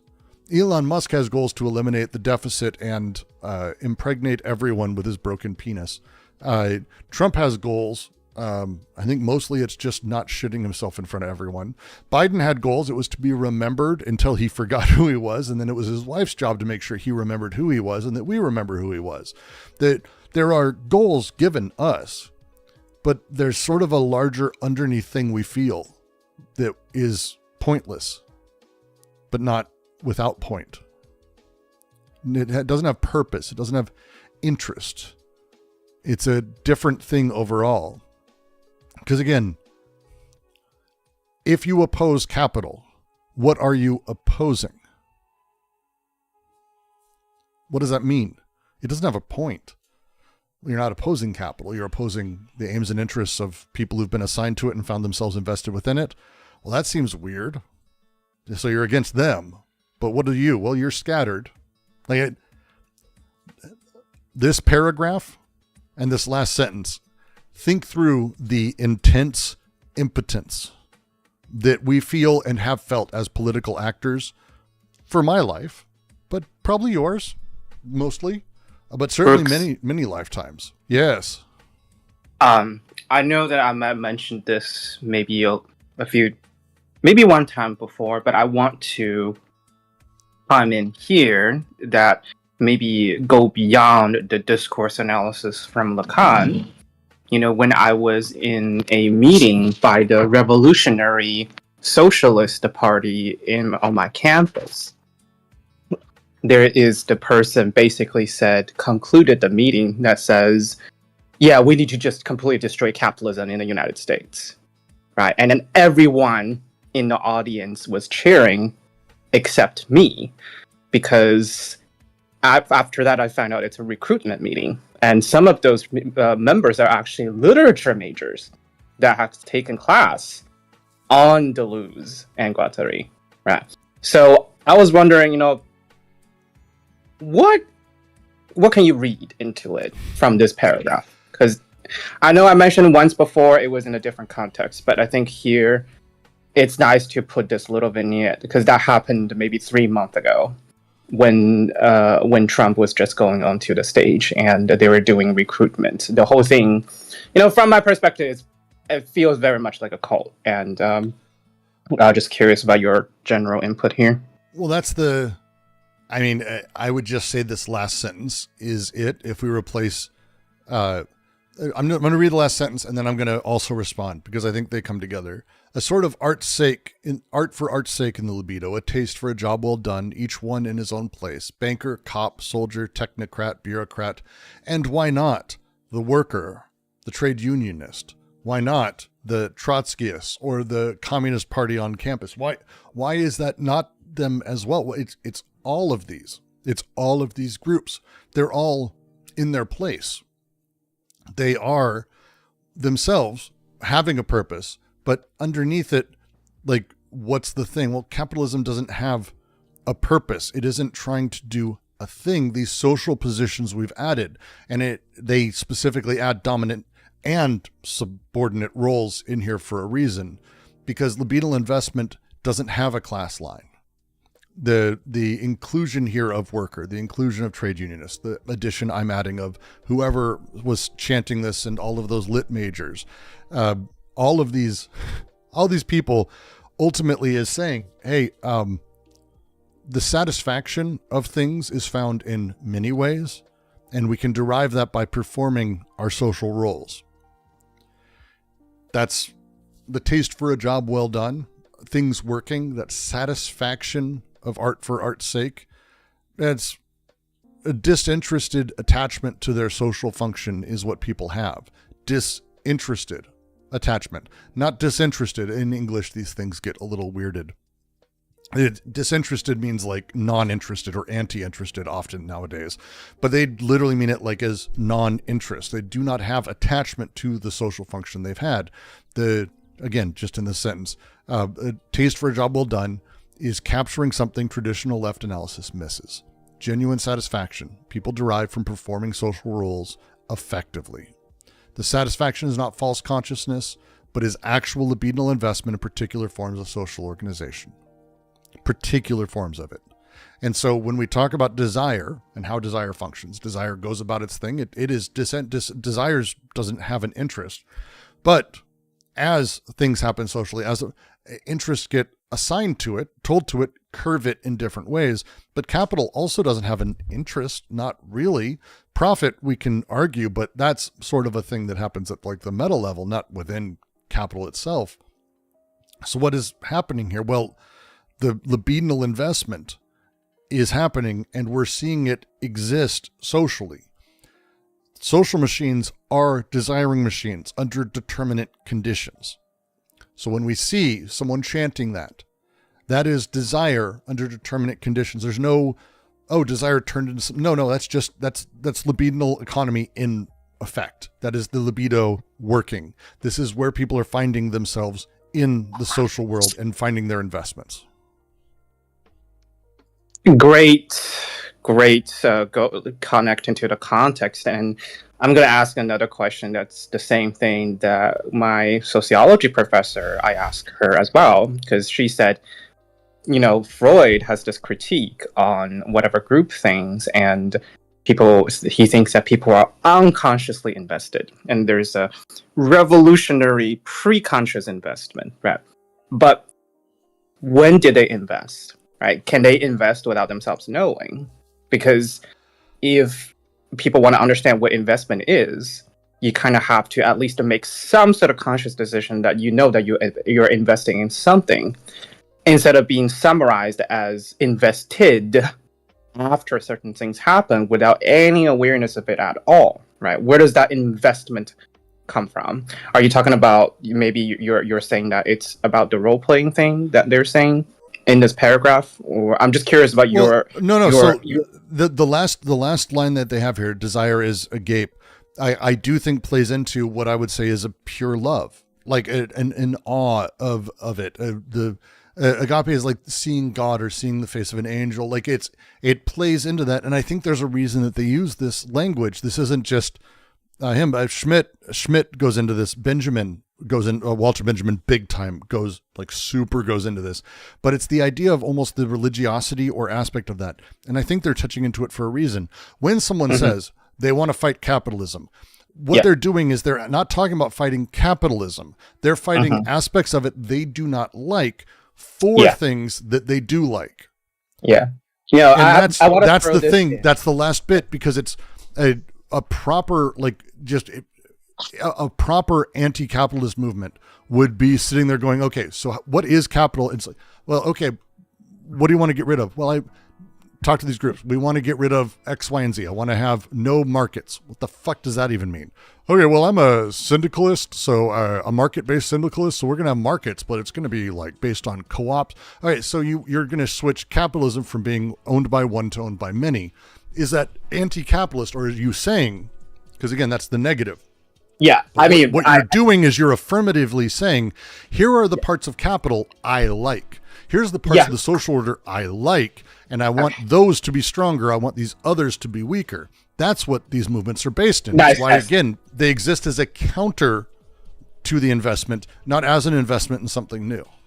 Yeah, I mean, I definitely understand what you mean, and I do want to mention that because you did mention the state capitalism after the revolutions in the discourse in the history, especially like I grew up in China, so I do think that I do understand mostly what you're saying here, and I just want to jump out of the M to signifier circle things a little bit. Whenever I go to these kind of groups, the people that's the most vocal is always a white man or a black man. Sometimes there are some Indian woman in there. I never see any Asian person that is at the important role of such recruitment meetings. Okay. So I do think, maybe I'm trying to be a little bit too much of a political here, but I do think, jumping out of this empty academic dialogue is important here because that's exactly what they're talking about, where who's the leader, who plays which role, and who's the person that accepts such a performances that must mean something in their mind. I do think it's kind of important here, but I just want to throw this out there because I didn't really want to mention this last time because it wasn't quite particularly relevant, but at this paragraph I do think it's relevant now because there are certain things that I see very consistently when it comes to libidinal investment, but whether it's pre-conscious or unconscious, Well, again, I would argue, are you seeing, and I mean this when I say this may sound very silly, but are you seeing, are you looking at a white man, white guy, cis dude doing Anti-Oedipus right now? Are you seeing a black man? Are you seeing a white woman? When you're seeing these people, you're seeing what you're seeing, but the person and the subject that exists at that time may not be even related to that or even at all part of that. Because again, the subjectivization of how things exist within capital, and I can show you examples of this, but there are white guys who are black guys, also Hispanic, also black guys that are white guys, and also not at other points. And also the way that we exist is not wholly defined or totalized at any given moment. And that shifting subjectivity is, again, a part of capital. That's very much part of capital, that thing. But it gives us sort of, again, my pre-conscious class investment, my pre-conscious class interest, which is post desire, my ability to see that in someone else or to not see that in someone else, and how that's, they're part of the majoritarian view, I am not, tends to be, again, that same counter investment that's in playing into those pre-conscious class interests that, again, serve capital ultimately because your interests are being defined by the very system that you're supposedly fighting. 99% agree with you. The only thing I want to point out is that right now you are speaking online, right? Yes. I believe that the online discourse, especially after the pandemic started, has taken a explicit leap away from whatever generalized discourse there is. And in the physical space I was observing was on the margin of a university campus that has the volunteering district that is half volunteered by most students there. So if you take the context into consideration, real estates, university campus versus completely online spaces, I do think that there is a participant in there about real estate. No, there is. But again, it's how it comes down. There's an old 4chan meme that there is no, that the only people online are white men. And what they mean, they mean it in a lot of different ways, but there is a reality there because by dint of taking part in this thing where you have all the rest of your identity very quickly slothed off, the presumption is that you are normative and in line with the power structure. It's that 4chan's that aware. Now, granted, it comes from a horrifying place, but it's actually very accurate. We tend to presume. And so online discourse has moved us in a place where we are going to have a very different type of interpersonal relationship and setup than we would offline. I've done offline activism. It is a very different beast. And there's a very different focus on excessive focus on externalities and the position society puts you in versus the position you are either achieving or the society you've chosen, or like there's a very different sort of mental space. But more my point, that thing doesn't mean that it's not also accurate in the rest of space. There's there are lines I have all around this that just put me in a lot of hot water. I'm trying to be very careful about how I say this and phrase this, but You don't have to say that. You don't have to say that. I'm just but more, I want to put a little bit, because the thing is, the identity that we have at any point happen to be having because of how we're stating and what we're fighting for, this is not the same thing as the externality and reality of what we are. I am a white guy. The awareness of that is something that is deeply important, that I do come across as that, or that I am X, Y, and Z. The ability, though, for that to be determinate, not descriptive, is the important thing. And it takes work, especially in our society where pre-internet, there's a few of us still alive from the before times, but pre-internet, absolutely, how I was raised, who I was, how I was, considered the world, how I saw my place in it, how I was told my place in it, was deeply determined by the sex, gender, relationship with other people, my race, my position in class. But we've learned over time, I think I've learned that all of those positions are places where I'm able to find my interest, and I'm able to find that through my desire and investments. But the dividends that the system is paying out, how the system deals with people like me, for example, or others, becomes so specified that you either make the choice to allow yourself to be determined, or you find yourself in nothing. And in the counter movement, the counterculture. And I think that is a much more interesting conversation. Again, this is why weirdly we had a lot more revolutionary potential in the 60s and 70s and late 50s, because they would talk about things as being the culture or the counterculture. And we didn't talk about the class or the counterclass. It was the culture and counterculture. And the countercultural movement had huge sway because they were able to be invested in something and move somewhere until it got obliterated because Nixon, who outright said, oh yeah, no, we want to make sure that we pit drug users and we're able to arrest people. We pit whites against blacks in these ways. And he knew exactly how to play class against class and interest against interest in order to, again, service capital. And people happily will service where they're at. They enjoy being part of the machine. Yeah, I'm sensing there's a lot of things that you're trying to avoid saying and avoid getting into trouble, and I will be interested in seeing what you experienced and about these different kind of activism. But yeah, it's one of the challenges. There's a great Tom McGowan, fantastic video on how, I think I've posted a few times, on how identity politics is reactionary politics. This does not mean that the idea of identity or understanding the lenses or the nature of racialized understanding of people is itself reactionary. It is not. Identity politics is where identity takes precedence. And as such, identity taking precedence is reactionary. There's a wonderful book. I recommend it forever. Anyone, white people, people of color, non-racial, but whatever, pick your thing. Tara Abados wrote a book that I cannot say the title of. Our First Blank President, and it is the N-word, and it's about Trump. And it's a phenomenal retelling of what the N-word means, how we relate to each other, what whiteness is, what blackness is, and what it means to sort of exist in this weird place in history. And it's fucking really good. It's really, really good. I think that's going to be an interesting study about these kind of investment and how the signifier of these investment actually comes and goes, or doesn't come, or doesn't go. You know, I think that part is going to be very interesting. Yeah. Feel free to send it in the bubble chat or ping or something of the two books that you just mentioned. One of them is a video, I think. Yeah. Anyway, thank you. For I don't know if I'll get banned from Discord for even posting. Tara Abydos, Abydos. It's a commentary on race under Trump, and I think it is. It's very, very, very, very good. I just. Anyway, thank you for the relevant. Here, I can post context. This link because it just happens to be on there. Yeah. Thank you for the context of this paragraph. It's her Medium page. Tara Abydos is wonderful. Masumi writes the intro for it.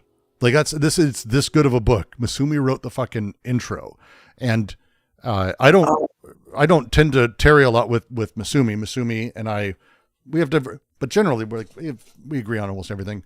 I'm a nerd. I'm awful, but he writes this amazing intro that talks through the nature of how she's specifically doing the work, and it's worth reading before you go. Don't just dive into the book. He gives a little nice idea, but she's like a master of pedagogy, specifically like children and education. And her perspective in this is so fucking crazy that it's I find it wonderful. So yeah, Spike Dot, that would be the title. And thank you for blanking it out. It's not a book to take on a plane. I think would be if you're ever flying, don't take the book with you. Not one of those books. I just wanted to say real quick, Discord would not ban you for linking to a PDF of it. Like, even if that's the title is a link. Until someone is weird and reports me and stuff gets stupid. Yeah, true. I don't know. I don't think they would ban for that, but I might be wrong. Probably not worth it. I don't trust any of these fucking things ever. It's all this dumb shit. But it's fantastic. I love you, 92. 92. I took this book on a plane with me and had a really in-depth conversation with Samuel L. Jackson about it. See, better would have been if you said, and Quentin Tarantino saw it and went, I would love to read that. I like Quentin Tarantino, by the way. But anyway. Me too, but he does really, really, really like putting the N-word where it really doesn't necessarily belong. And then... yeah. And then Django Unchained is my favorite movie. But anyway. But the relation of the libidinal investment, right? Does it have a kind of... it's pre-conscious, right? And it's kind of like, does it have any kind of like, what is the relation between the reactionary and revolutionary, right? Given that we read previously, right? I think one of the sections that even revolutionary kind of act is something that where we're trying to kind of like make of this revolutionary act, right? Because some revolutions are reactionary, right? Like, for example, we did the revolution in the Middle East, and it turns out that it's kind of a pretty shit, right? Well, I mean, their argument would be, and this is, I think, at the base of it, when we talk about reactionary revolutionary, we're not really talking actually at large about revolution, but instead the micropolitics, that it's an oscillation between reactionary paranoiac investments in the system and revolutionary lines of flight that escape coding or escape territorialization. But it is not at any point about us wholly becoming reactionary or revolutionary. And as an example, and maybe I'm alone in this, but I'm pretty sure everyone has heard Donald Trump say or do something they kind of totally get with.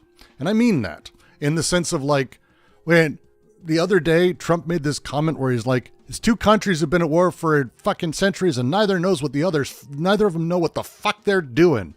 It's goddamn. That's That's a good Yeah, line. yeah. That's a good the line. kind of like that's touch my sweet spots like a little bit. Like he'll probably have said something at one point where you go, shit, or he'll say like he did in the debates, and I know a lot of lefties went nuts for this. Yeah, this was 2015 and 16 were an innocent time. We thought he was a silly thing. But when he said to all the other Republicans, I know you all can be bought because I've bought you, is such a fucking, it was so weird to hear someone. But again, is that reactionary? No, that's not a reactionary, but he is. Overall, the position he holds, how he works. But again, it's a micro politics. It's understanding that it's not a totality. No one's a totality. Instead, desires investing where it can, how it can, in the pieces that work for it. The social system works. Right now, if the social system didn't work for a plurality or whatever, however you want to phrase it, it wouldn't work. So it sounds tautological. It is a little bit, but it works, or else it wouldn't work. I went through this with Guattari. If you go through and you understand how the South was able, the American South, antebellum South, was able to get to a place where there were more blacks than whites, but there were more enslaved. Or how about South Africa, where they have an exceptional minority in majority control? That's because it worked for most people. When I say worked, it doesn't mean good. It's not even good. It's not good. We can talk about good. This is not an ethical thing. It works. People's investments find a place to work. Desire works, and it finds a place, and it's able to be satisfied by working within that. Working, I mean, the system. That's scary, Brooks, because I mean that's terrified the shit out of me. Well, that's because it works for you too. It works for you too, wherever you are. And I know, I'm not going to say where, but I know a lot about where you're at. And you're not happy, I will say, but it works. Yeah. Because we go about our days, we do our thing, we take part, and we enjoy some capacity of it. And we do our things. We find enjoyment unless we define ourselves, but it works. Everyone who's hearing my voice, chances are society works for you in some capacity. There are people who it very much doesn't work for, very much. But most people it kind of works for.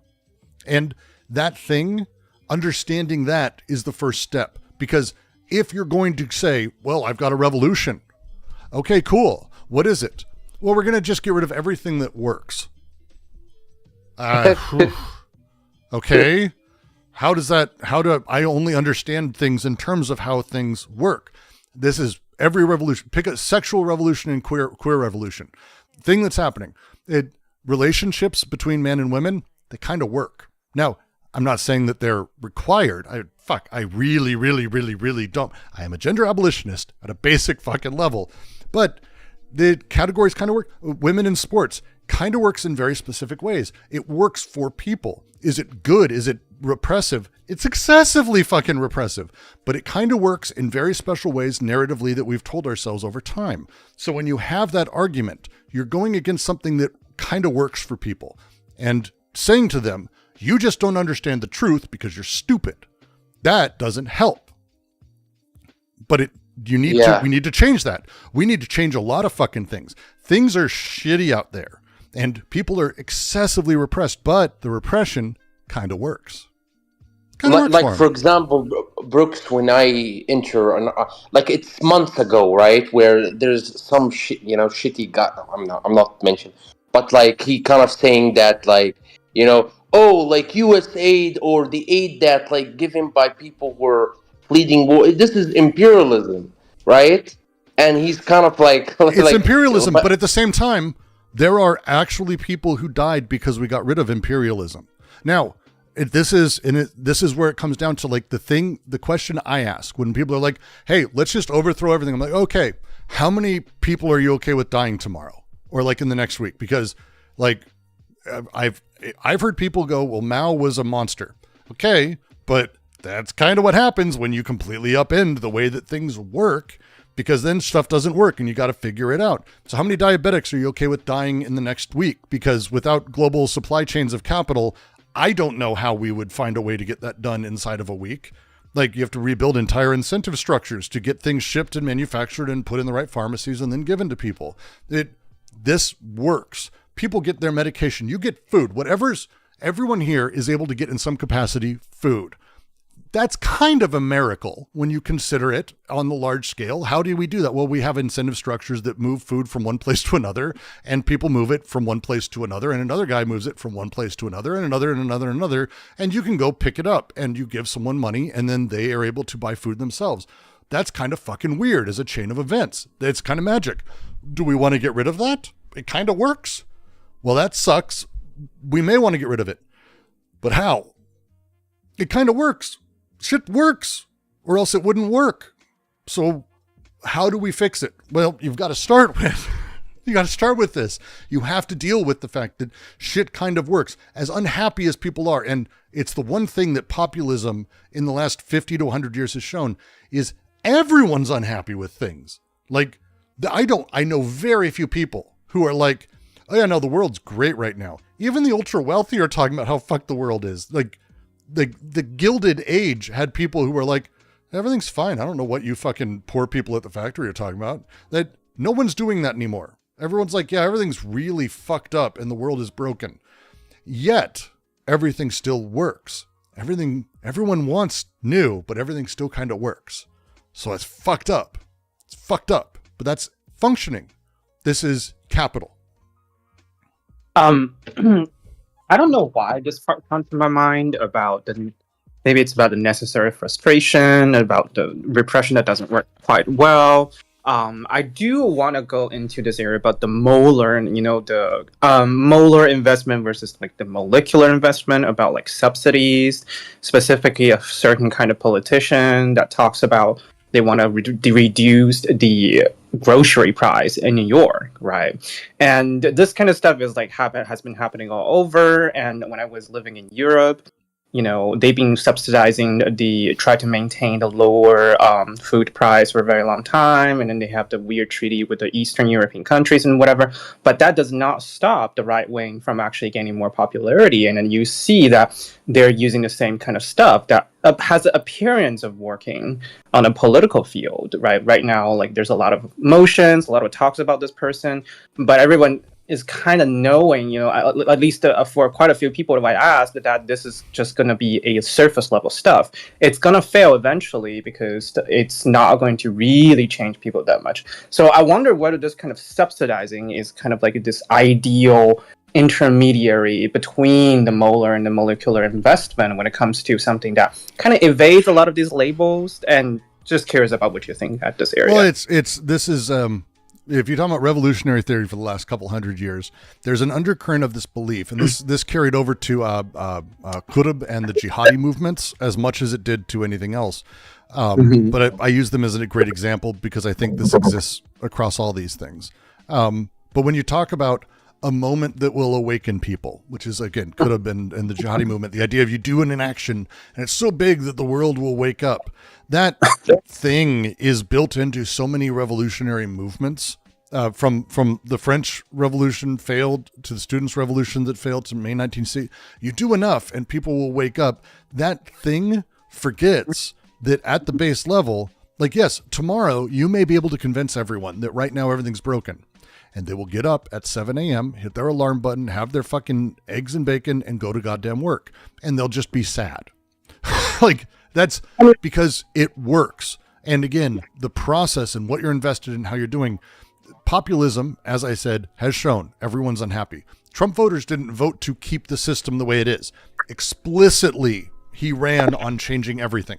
Now, whether or not it's stupid and it's silly that the people who literally control all the forms of government that exist completely in every way, which already was fairly right-wing, are saying now that the deep state is a left-wing thing that is also still blocking them, because ultimately, really, they're talking about the 3 Jews in a cave and they don't want to say that. That thing that is always eternally, they're somehow also still saying everything is still fucking broken. RFK Jr. is in charge of all health and food and everything. And he made a comment the other day that chemtrails are real and that he's in charge, but he's like, that's someone else's department. I don't know much about. You can go look. You can talk to that guy. That guy's like at your table, but he doesn't do this because, again, things work. This is working. And that working at a base level is desire. It's not working for him. It's not working for people. Kind of is at a large scale. That's a whole other discussion. But the way that things function, what people can find themselves in, where they can find themselves represented, how they can find themselves represented in what they do, that next step, that's the thing. That's the terrifying part. Because when we start to realize that actually the system as it is works for us, whatever that may be, and how it works for us, then, and there are people it doesn't work for, but generally speaking, the system capital's found a way to include everybody. Like it does. This is what capitalism does. It always creates new rules. It's always able to inherit. There's very few people who exist outside of capital at this point. Mm-hmm. And so as such, it's all kind of working for, not well, it's not happy, it's not unrepressive, but that first thing is what needs to be dealt with. And understanding how desire functions and how it works through all of this and how we are ultimately the end result or the surface effect of all of these things is necessary for us to be able to really talk about what an emancipatory movement looks like. And it does mean really complicated, weird conversations about, it's why accelerationism as an argument, it's silliness. It's absolute. I disagree with it, but it's doing the thing. It's understanding that the surface effects are what we need to play with, that underneath it, I believe it's making everything worse for everyone. The counter to that is to go, well, what if we subsidize? What if we do X, Y, and Z? What if we shift how money is transferred? What if we shift, like I talked about the other day on stream? Hey, what if we went in and we go, hey, the top 10% of people are actually the only ones that are going to be taxed. And we shift around the conversation on tax. Does that give us it gives us a lot of money to play with. It gives us a lot of room to have healthcare and all kinds of good stuff. It actually makes the system work better. It's saying, hey, what if capitalism worked? That's scary because I'm not pro-capitalist, but capital doesn't give a shit. It's happy to be accelerated. It's happy to be stymied. It's happy to do whatever because it's just doing the thing, and it will continue to just do the thing as long as it fucking needs to. I mean, I do appreciate your response to this, but I'm just saying, like, maybe there's some things about this kind of subsidy that goes between the molar and the molecular that attracts people's hope towards, like, oh, what if everything just worked?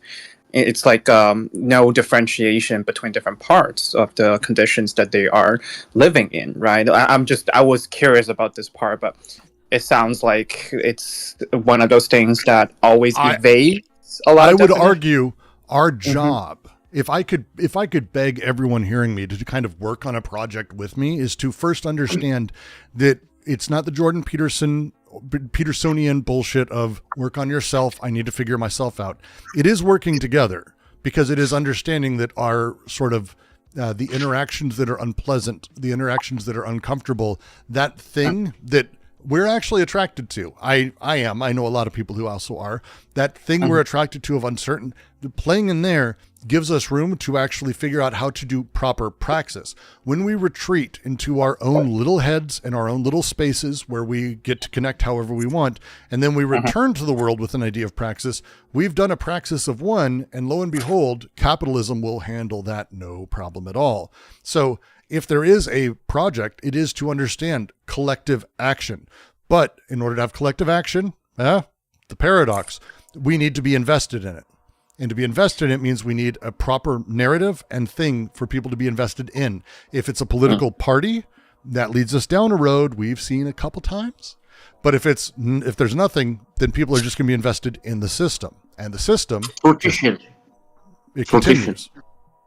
Well, yeah, I agree with sortition, but how do we get people interested in it? How do we get people to see themselves in it?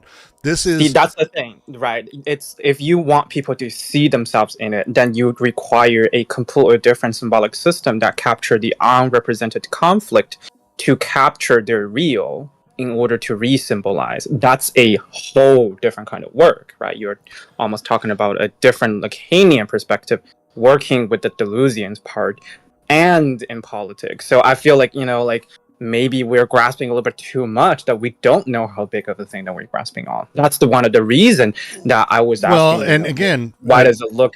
It looks molar, but it always failed, and everybody still have this faith on the subsidies, whatever comes to housing prices or groceries, whatever, right? It always have this appeal, but it always failed. It never kept the conservatives and fanatics actually in control, ever.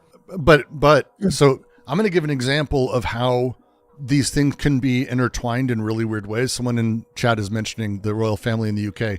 And I've used this example before, and it's very crude, and I apologize if it makes anyone sad. But Princess Diana was killed by paparazzi, essentially, by the way that machine operates.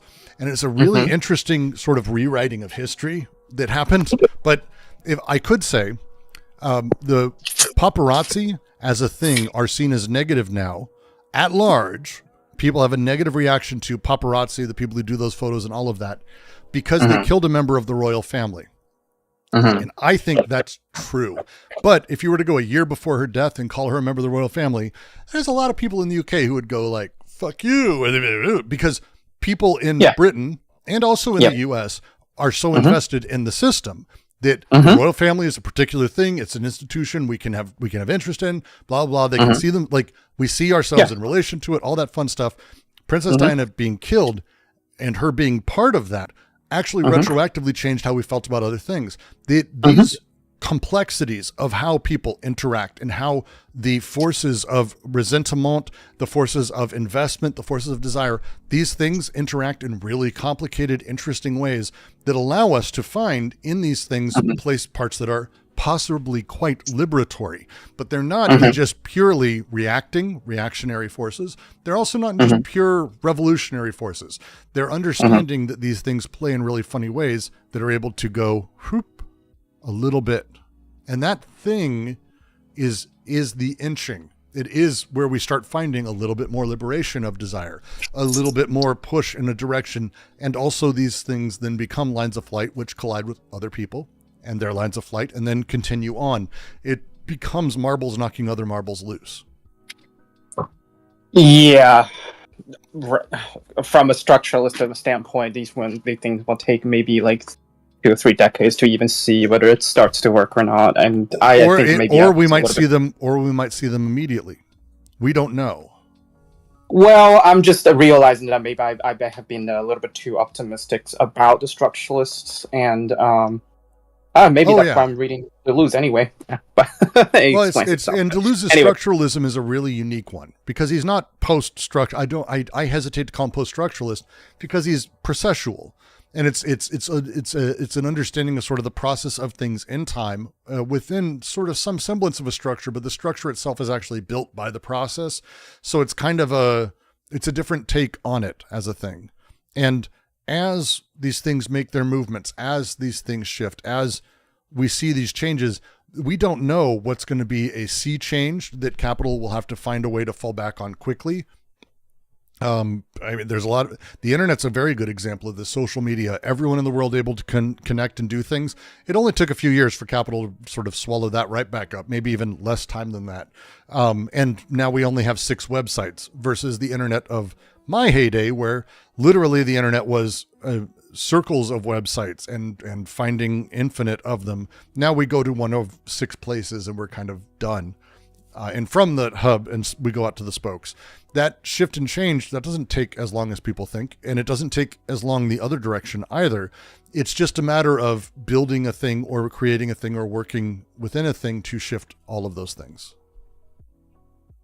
I mean, I understand what you're saying, but I think this paragraph is more talking about how you, decompose some of these unconscious investment onto the social productions. And I feel like, the captured by capital is one thing. Decompose those things that's already captured by the effect of celebrity. That's a whole different, it goes into the signifiers, into the families and whatever. I think that's a different scale. No, it's like captured by capital might be able to kickstart that, but I think it's only one of the loops. So maybe I was not expressing myself clearly. It's more about how the desire has to be slowly.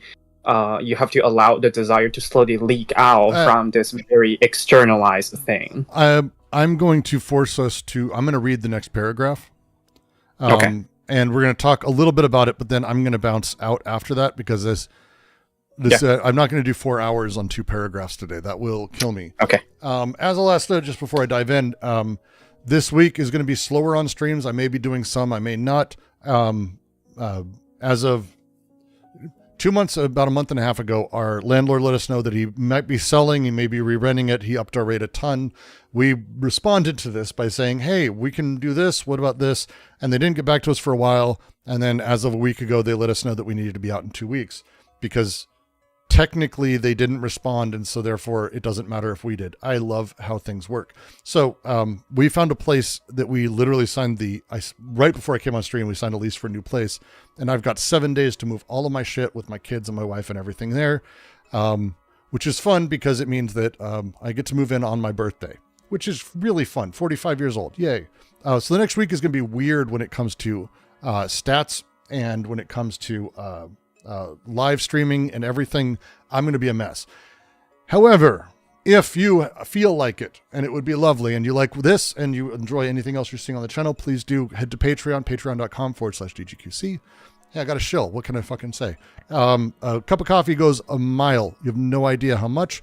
Super chats are great. Memberships also helps you to push my stuff. As you've seen, the numbers have actually been going up. I did a video on, like, this is just to say how fucked up I am over how much memberships and these other things work.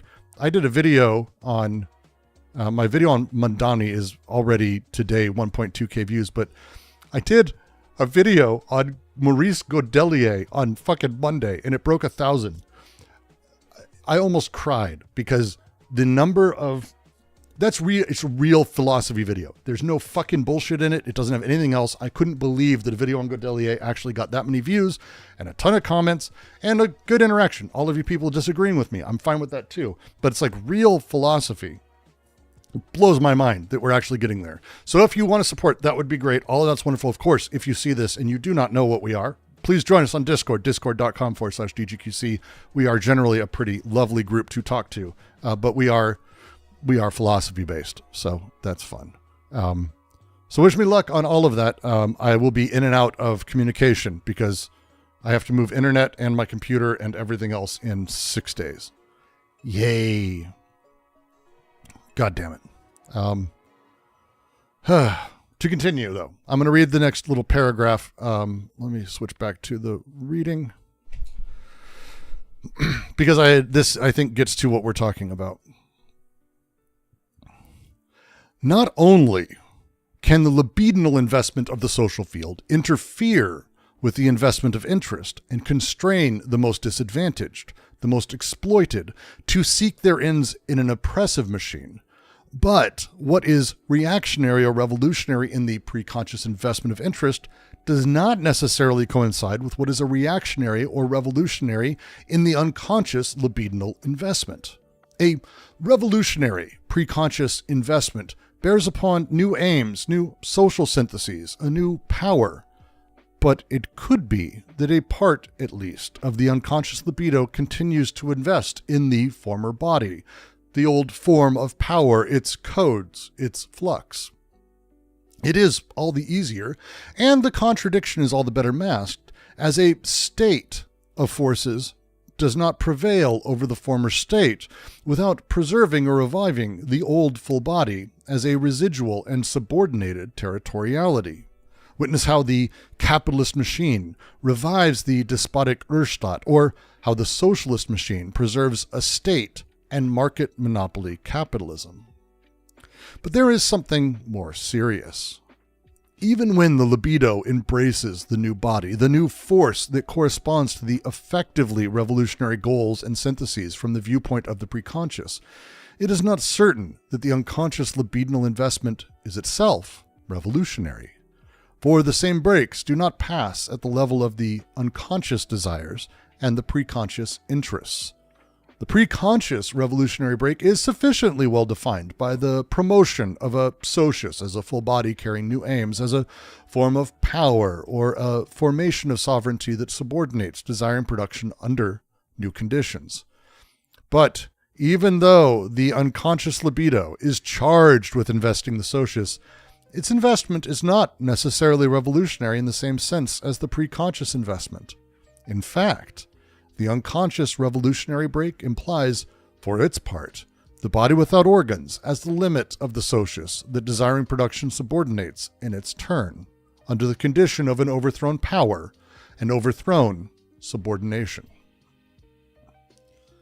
That's why I wanted to continue forward. Because it's very good. It's very good. It's very good. It's very good. I really, really like this a lot. And That's a lot. It's a lot, but it's exactly what we're talking about, right? Yeah. Yeah. It's exactly what we're talking about. The pre-conscious investment, right? It's like the investment, even after the revolutionary, even after any revolution, right? There is a pre-conscious investment that is kind of like in the socius or in something else, right? Even if we change the kind of like the bodily form, like of a government or executive power or legislative power, right?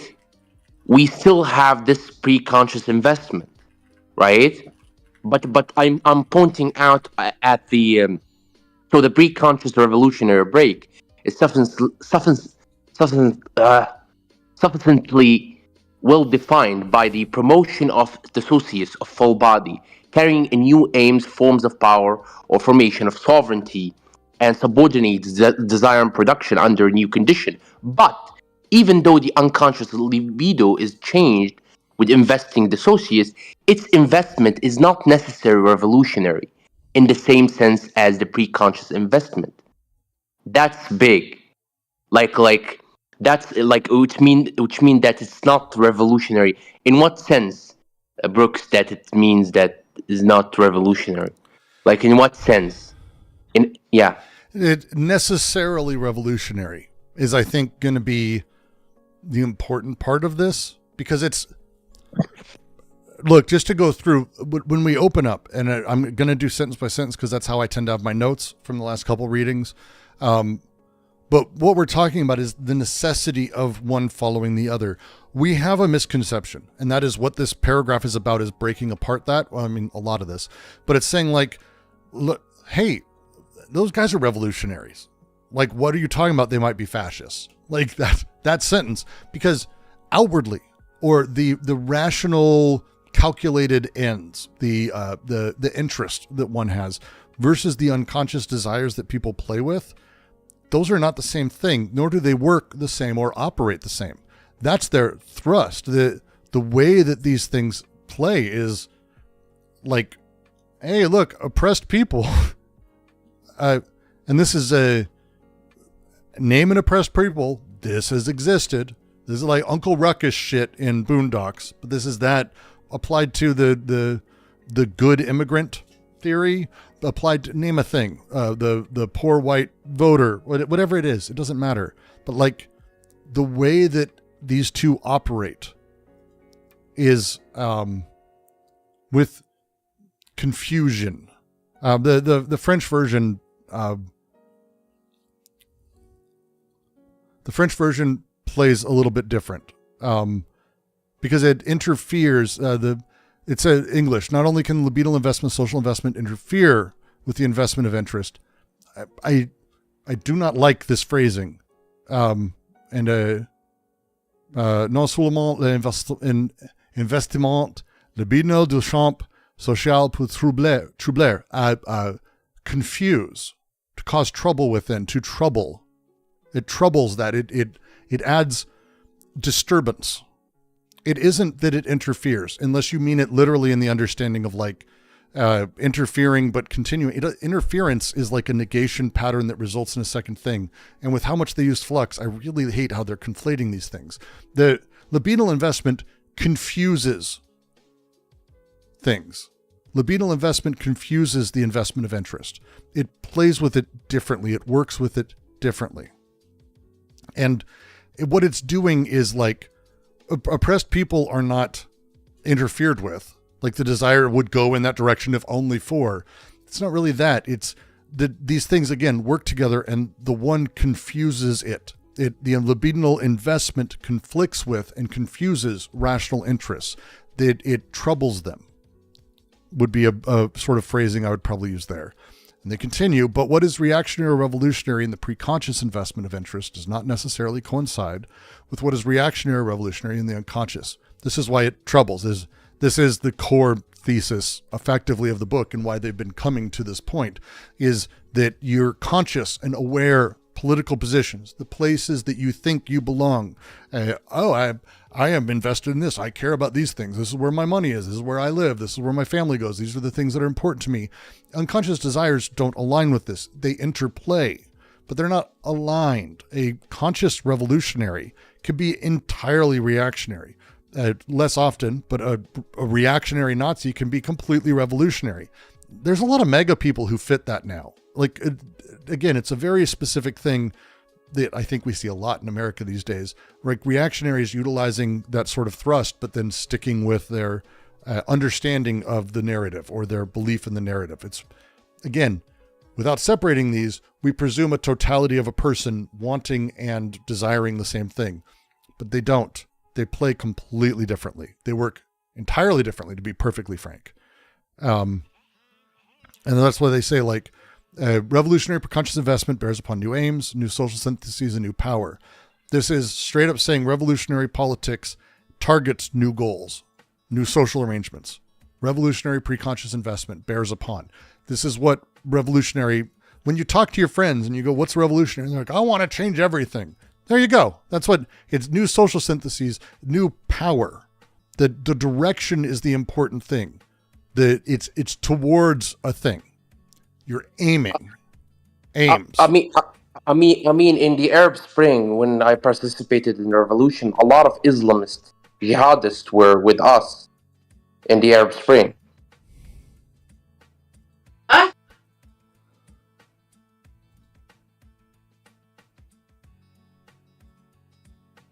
Yes. I mean, the Arab Spring is actually a really good example of this.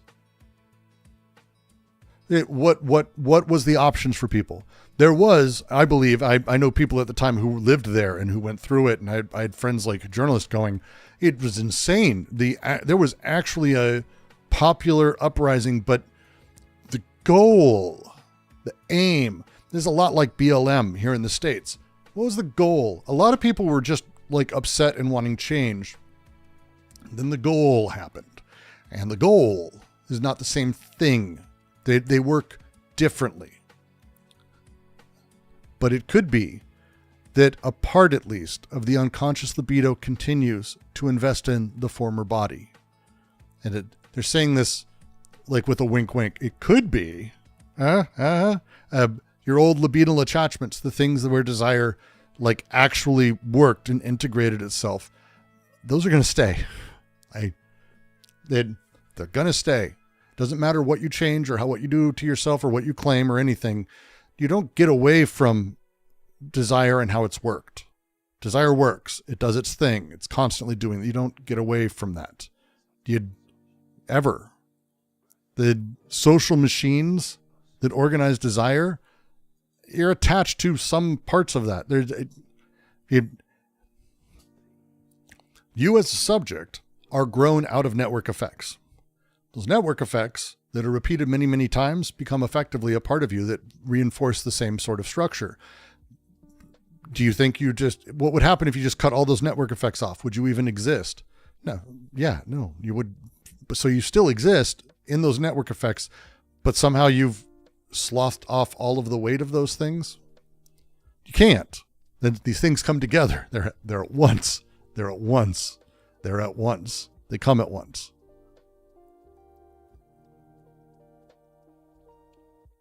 The aims of the Arab Spring was to establish democracy in the Middle East.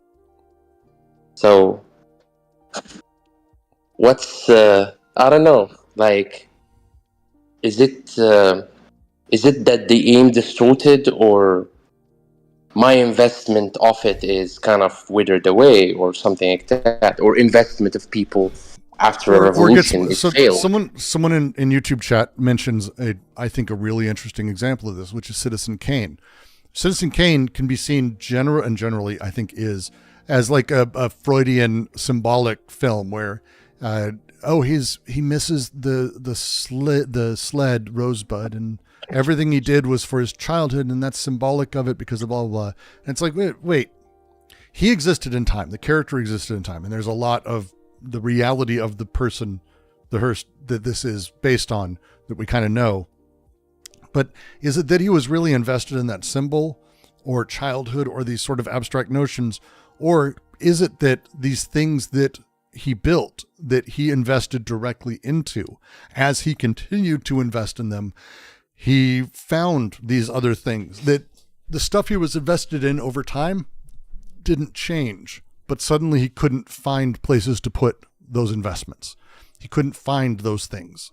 That like, this is, again, capitalism works, continues, the machinery's there, the investment in these things, what he is, what drove him, what were drives. The drives were always there. They were always pushing. How they were connecting, what they were connecting in.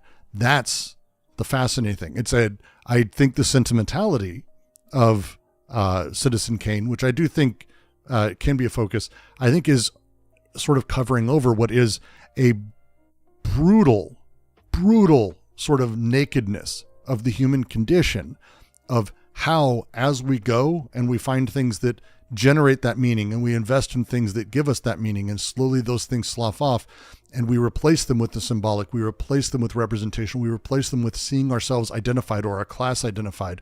And as such, we put ourselves in a system that constantly is fucking us and stretching us and breaking us in order to have those things, which we don't have. But again, the aims aren't ours. The aims are determined for us in the process. Citizen Kane is a beautiful film for that. And again, my take on it. But that's the setup, because they say, it's like the next sentence I'm going for, it's all the easier, the contradiction, the better masked, as a state of forces does not prevail over the former state without preserving or reviving the old full body as a residual or subordinated territoriality. The resurrecting is the term that they use. Reviving is interesting as a phrase. Resurrecting is sort of the original wording. There's an active restoration of the dead. It's not really helping something survive. It's giving life back to the desiccated husk. There's a reason we use this. They want to use this phrasing. It's what they use when they talk about capital. It's what they use when they talk about many things. The dead, the hardened, the bone and sand sculptures that have no vitality in them, that are the thing as they've passed in sort of the way that they go. We don't like revive them. We resurrect them. We resurrect them. We resurrect them as a thing. We rebuild them and give them this life. We bring that old, the dead, back to it because of this process. We're still invested in the things those things are, or the machinery those things are. The phrasing, the subordinated territoriality, residual territoriality, I might actually say, if I was doing a better translation of that. I think residual territoriality. That's interesting. Subordinated. The residual territorial subordinate. That's a fascinating translation for them, because that actually gets rid of a lot of color. Let me see. 1 second. 2 seconds. Sorry. Residual and subordinated territoriality. It's giving a lot of color. It's removing a lot of color.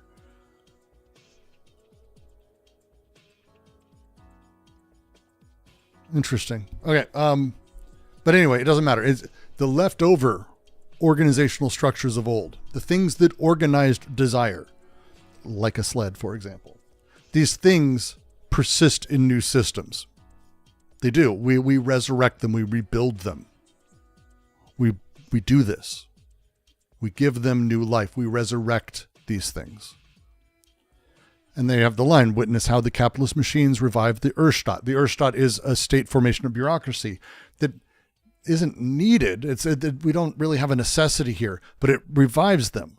because the old systems are still invested. The capital finds meaning in a decentralized, disorganized sort of bits to many way, yet we still have, what does this mean? God meant this. Well, I meant, like, there's still an exegesis, there's still an interpretation problem, there's still a master signifier at play within capital, weirdly, somehow. It's because we're still invested in those old machines. The socialist machine preserves a state and market monopoly capitalism. These are residual and subordinate territorialities. The state is not in charge of capital. Marx talked about this. The state's necessary to how capital functions for a whole bunch of reasons, but it's not that the state controls. The state controlled before, but now it's residual and subverted and subordinated. That's the weird bureaucratic despotic that persists. And that is also, by the way, where the master signifier comes from now too. But that setup, it's the resurrection of state despotism. Socialism is the resurrection of the capitalist market mechanisms, because capital doesn't stop. The systems don't stop. These systems are incorporated in the things they were supposedly replaced by. But again, go to China, it's pretty fucking capitalist. It wasn't for a short time. Same would be true of Russia. I don't know if any of you have seen Moscow. The last 20 years before everything fell apart there, like 70s and 80s, they did their best, but it's pretty fucking capitalist-y. Not as bad as afterwards, like libertarian paradise nightmare, but there's a whole thing. But that's the deal, as they say. But there's something more serious. It's right in the middle of the page. There's something more serious. Even when the libido... Yes? Yes? Yeah, I was going to ask, isn't China kind of they have a kind of a mixed economy? It's state capitalism, but there's also, it's socialist by design, by government bureaucracy. Yeah. Well, it's LJ laughs. People who've lived there or dealt with it, they know that it's the answers. So I'll say it's going to depend on perspective here. As an American, they're a very different type of economy than America is. America is not a hyper-regulated, centralized party platform with millions of people who are like actively involved in some political infrastructure that do things. However, they do have like billionaires, and they do have stock markets and stocks, and actually the market determines a huge amount of shit. The state is more or less still subordinated to capital. It functions as... you could say that the state, and in America too, is kind of like a corporation for everyone who's not part of a corporation. Because that's kind of what its job is. It exists. Okay, fine. You guys, you're not happy with how Google's doing things? Fine. Here's a couple dollars. Okay, we'll make sure that, okay, the state is like this weird thing, but capital runs all of it very much. And even though it's state centralized, capital runs it. Capital controls what happens in China. Absolutely. They have a president, they have a Xi, they have all this stuff, but it's definitely not communist, not by any stretch of how Marx or anyone else defines it. Right. There is a kind of a social, mechanism, right, built into it. I mean, it's founded on communism, socialism. So they don't have a homeless problem there. They don't have the kind of poverty that we have in the United States. So it is. They have a different kind of problem. It is kind of a mixed. Who told you they don't have homeless people? A homeless problem there. Who said that? No, this is a common thing said in the West. Well, because it's tough. So when we talk about homelessness, very often, and again, as someone who's traveled there, I got to learn this firsthand. It was fascinating. This is true of poverty. In America, if you go to major cities, you're going to walk around, you're going to see unhoused people, and you're going to see the poor everywhere. Wander around like Philadelphia or DC or Portland, where I live, or Seattle, you'll see them because they're part and parcel, and where there's work, people go. But China has like a really weird unhoused situation that's also the same thing, because in the cities, they don't have it. It's not in the cities in the same way. It doesn't exist visibly in the same way. So it's a lot of, In the US, we used to have this thing where we talked about how other countries are corrupt, because it'd be like, oh, police pulled me over and I had to give them $400 for them to let me go. And they're like, that's ridiculous. In the US, they let me go and I have to pay my $400 later. That's kind of the difference of what corruption means at any given, like, and the unhoused is kind of the same thing, where it's like they have poverty in China exists in a way that we probably can't understand in the outskirts of rural China. Poverty there is it's horrifying. Now, on the level, on average, they've brought a lot of people out of that. That's great. But like, they have a different setup and different way of existing that it kind of makes how we talk about what unhoused are in the West something that doesn't really exist in China, but effectively, yes, there are people who do not have homes in China. I don't know if that makes sense. Right, but there's also an overabundance of housing. They've overbuilt, and there are a lot of empty apartments, houses, all over the just place. Like us. Yes, just like the West. They have a massive housing problem in the exact same way. Bunch of empty homes and a bunch of people who need them, and also we don't. Yeah. Mm-hmm. Well, over here, is that a fair way, LJ? I know we have a couple people actually from China and who've actually been there. Am I fairly close in what I'm saying? Yeah, I was born there, and I went back and visited. I didn't know that. Before Xi Jinping's capitalist mission occurred. So within 40 years, it's been it's just everything has been rebuilt and completely changed. I went in the 2000s, and I can't even recognize areas. It's crazy, and that's as a visitor and tourist in 20 years. I can't even imagine in 40 years. Like, that's like orders of magnitude. That's crazy. Right. But it does not indicate that there could be a mixed economy of socialism and capitalism. I mean, in New York, it's going to be a question of like how that works, because again, they have the party apparatus, and again, this is just my experience. This is not meant to be universal. We're talking about more than 1.5 billion people, so I'm not able to totalize 1.5 billion. So big grain of salt. The local parties tend to be actually very responsive, or made of people who are more local, or even younger people who do want to do good things and help their community and be part of that. They're invested in that same social structure. I do not see it as drastically different in my experience with local activists or local political activists or local politic people who get involved in local politics here in the States. It is more active. There are more of them, and there's more of a direct line in terms of how you're able to exert and find power in the party apparatus in China versus locally. We tend to have very economic ways of dealing with it, zoning laws versus outright demolishing of buildings and the removal of people. Different ways that power is exerted, but the way that these things sort of interplay ultimately does end up in, at large, people moving around for factory work and being paid dog shit wages and living in pretty squalid conditions, and doing so at the behest of what is ultimately the US dollar at the end of the day. They have a lot of controls in place that sort of help prevent a lot of that, but there is a thriving market of making, well, thanks to Trump, maybe not so much, but making a lot of stuff for other countries that has worked very well for them. But it does put them in the place of basically an industrial economy with a very, very top heavy, like hyper exploitative party system.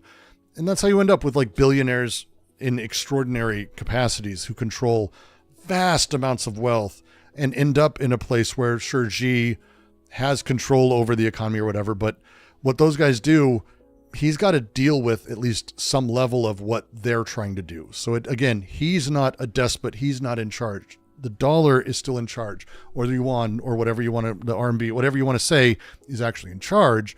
But all of it filters back into the same economic system where we find within capital, it doesn't even matter if it's a dollar or not, within capital, we find meaning and social value determined. And that's still absolutely true in China. Right. If you can't get rid of what works, what you're talking about, you can't get rid of capitalism by revolution. But what you could do is it possible to integrate socialism, certain aspects of social, social systems into the capitalist system? I mean, this is, you want to talk about the great leftist debate. This is why it's difficult to have the conversation about what it means to be a counter political movement. Because if you're for the system, you're trying to harden and choose what goes into it. And people are invested, they get the system, they find themselves in it. If we counter that, it's like, okay, let's say there's not, but let's just say we got kind of two paths in front of us. On the one path, we've got the accelerationist movement where we say, hey, let's dive in as fast as possible. Let's remove all these things, the Nick Land method, make things as fucking shitty as possible. So that way people will end up finding themselves broken and capital will find a way to fix all of this. It's Nick Land system. Not saying I agree with it. Just on the one side, let's just let the system run wild and break down. The other side is like, hey, let's actually do incremental minor changes to make people's lives better. Let's do like what Sweden did or the Dutch, for example, who did horrifying atrocities across multiple centuries. And a lot of that wealth that they've now captured, they're able to spread via taxes and via redistribution to all of their people and give them very good lives where they're very happy. It was built on death and murder and all of those things, but it does make all of those people happy and they're well taken care of. Are well taken care of people apt to do more revolutionary things, or people who are desperate and afraid more apt to do revolutionary things? I have an opinion, but that question is, I think, central to what it means to be stuck and cast to the wind and not have a single direction politically. It's the reason the left fails and always has failed. It's because you can't have a counter movement unless you give something else. And if you give something else, in the end, they're invested in the same things. They bring them with them. They carry the old machinery into the new investments and lo and behold, rebuild it. May have changed for a bit, and it did. And I think there are changes that are very interesting, what China's done and how they handle certain things. Really interesting. Used to say the same of the USSR, less Russia these days. But these changes, sure, but they're still the thing. And that thing is like, shit, we're still doing that thing. All of us are still doing that thing. So what's the solution? I don't know. I'm sorry.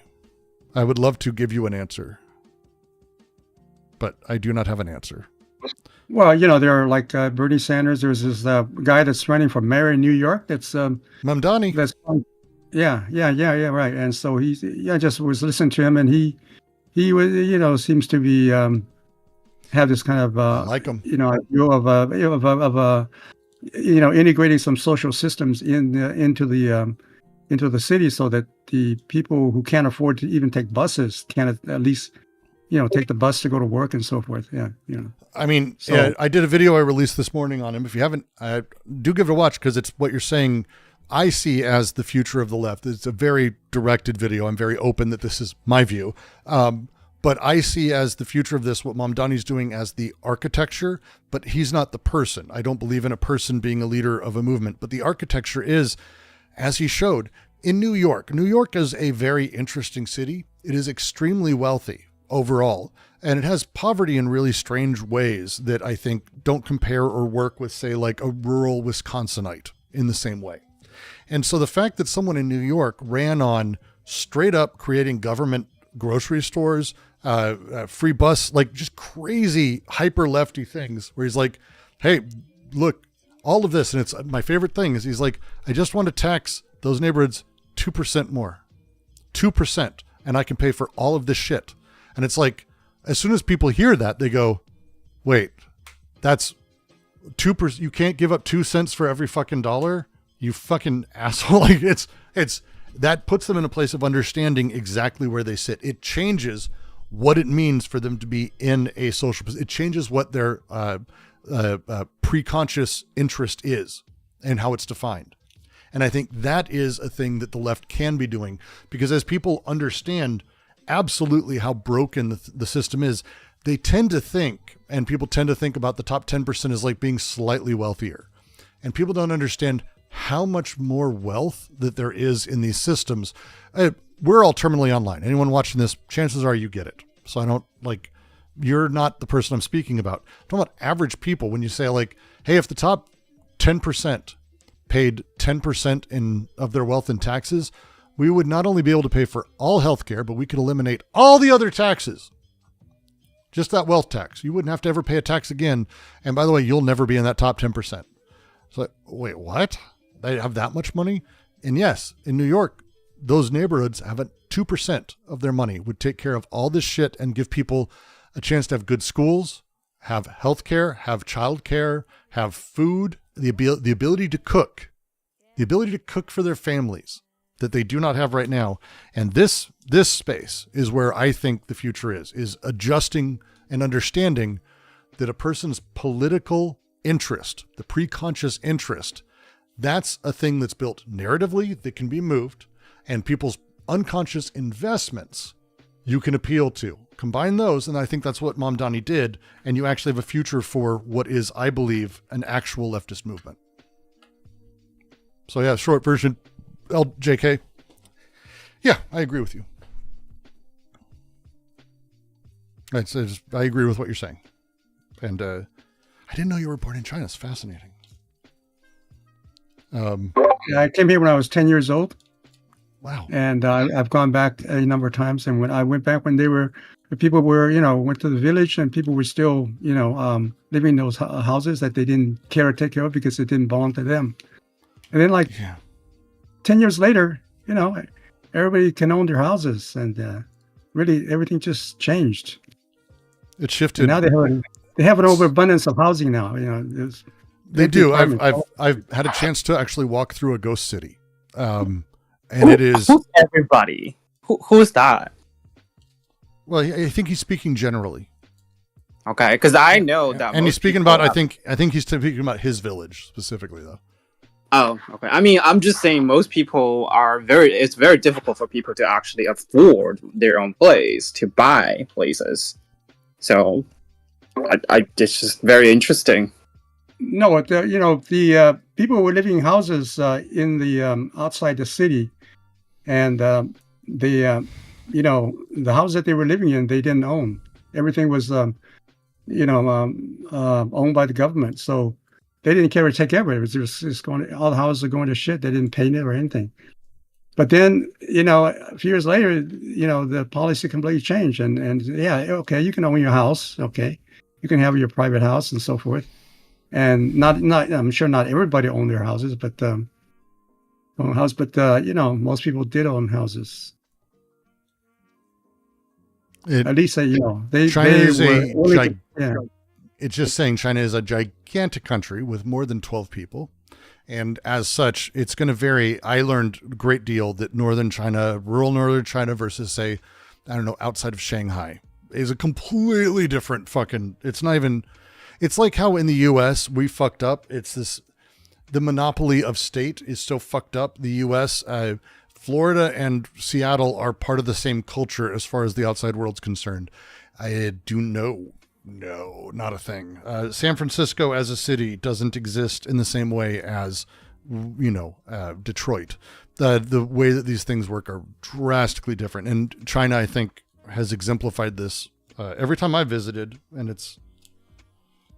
But again, underneath the point, people, because this is what matters, even in China, when it's 1.5 billion plus people, every person kind of makes the system and makes it what it is.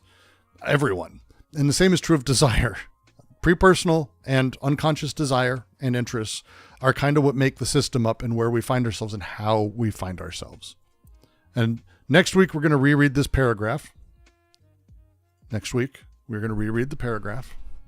And we'll make our way through specifically. At this point, though, that's going to be 3 hours and 15 minutes of one paragraph and a half. And we will continue next week, as we intend to at some point finish in the next year. If I don't make it next week, apologies. I'm going to do my best. I also hope to have a video out Monday, because next week is the Marx video for the How To Philosophy thing. And it's kind of a big deal to me, as you may guess. But life. So we'll see how that goes. I want to say thank you to everyone who's joined, everyone who's taken part, everyone who has watched. You are lovely, and you are all brilliant, wonderful human beings, as you may know. I'm sure you all are very... 1 second, Brooks. Is your birthday next Monday? It is the 14th. Yeah, we have the same birthday. It's interesting, isn't it? Bastille Day. Speaking of revolutions. It's Bastille Day. It is Bastille Day, just mentioning it's Bastille the Day. French, it's also the French national day. As my well, brother was born on Flag Day, so now I call him, now I said that he was born on Trump Day, and he fucking hates it.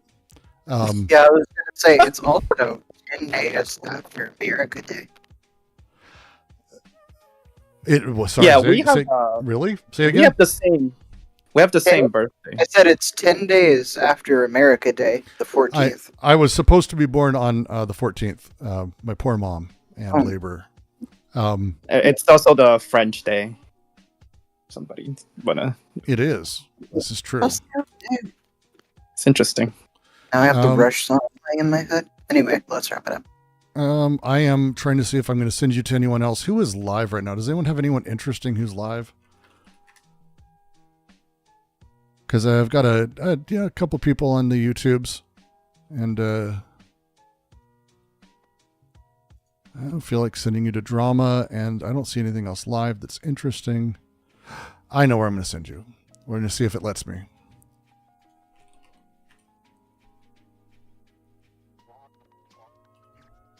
Oh, maybe not. Really?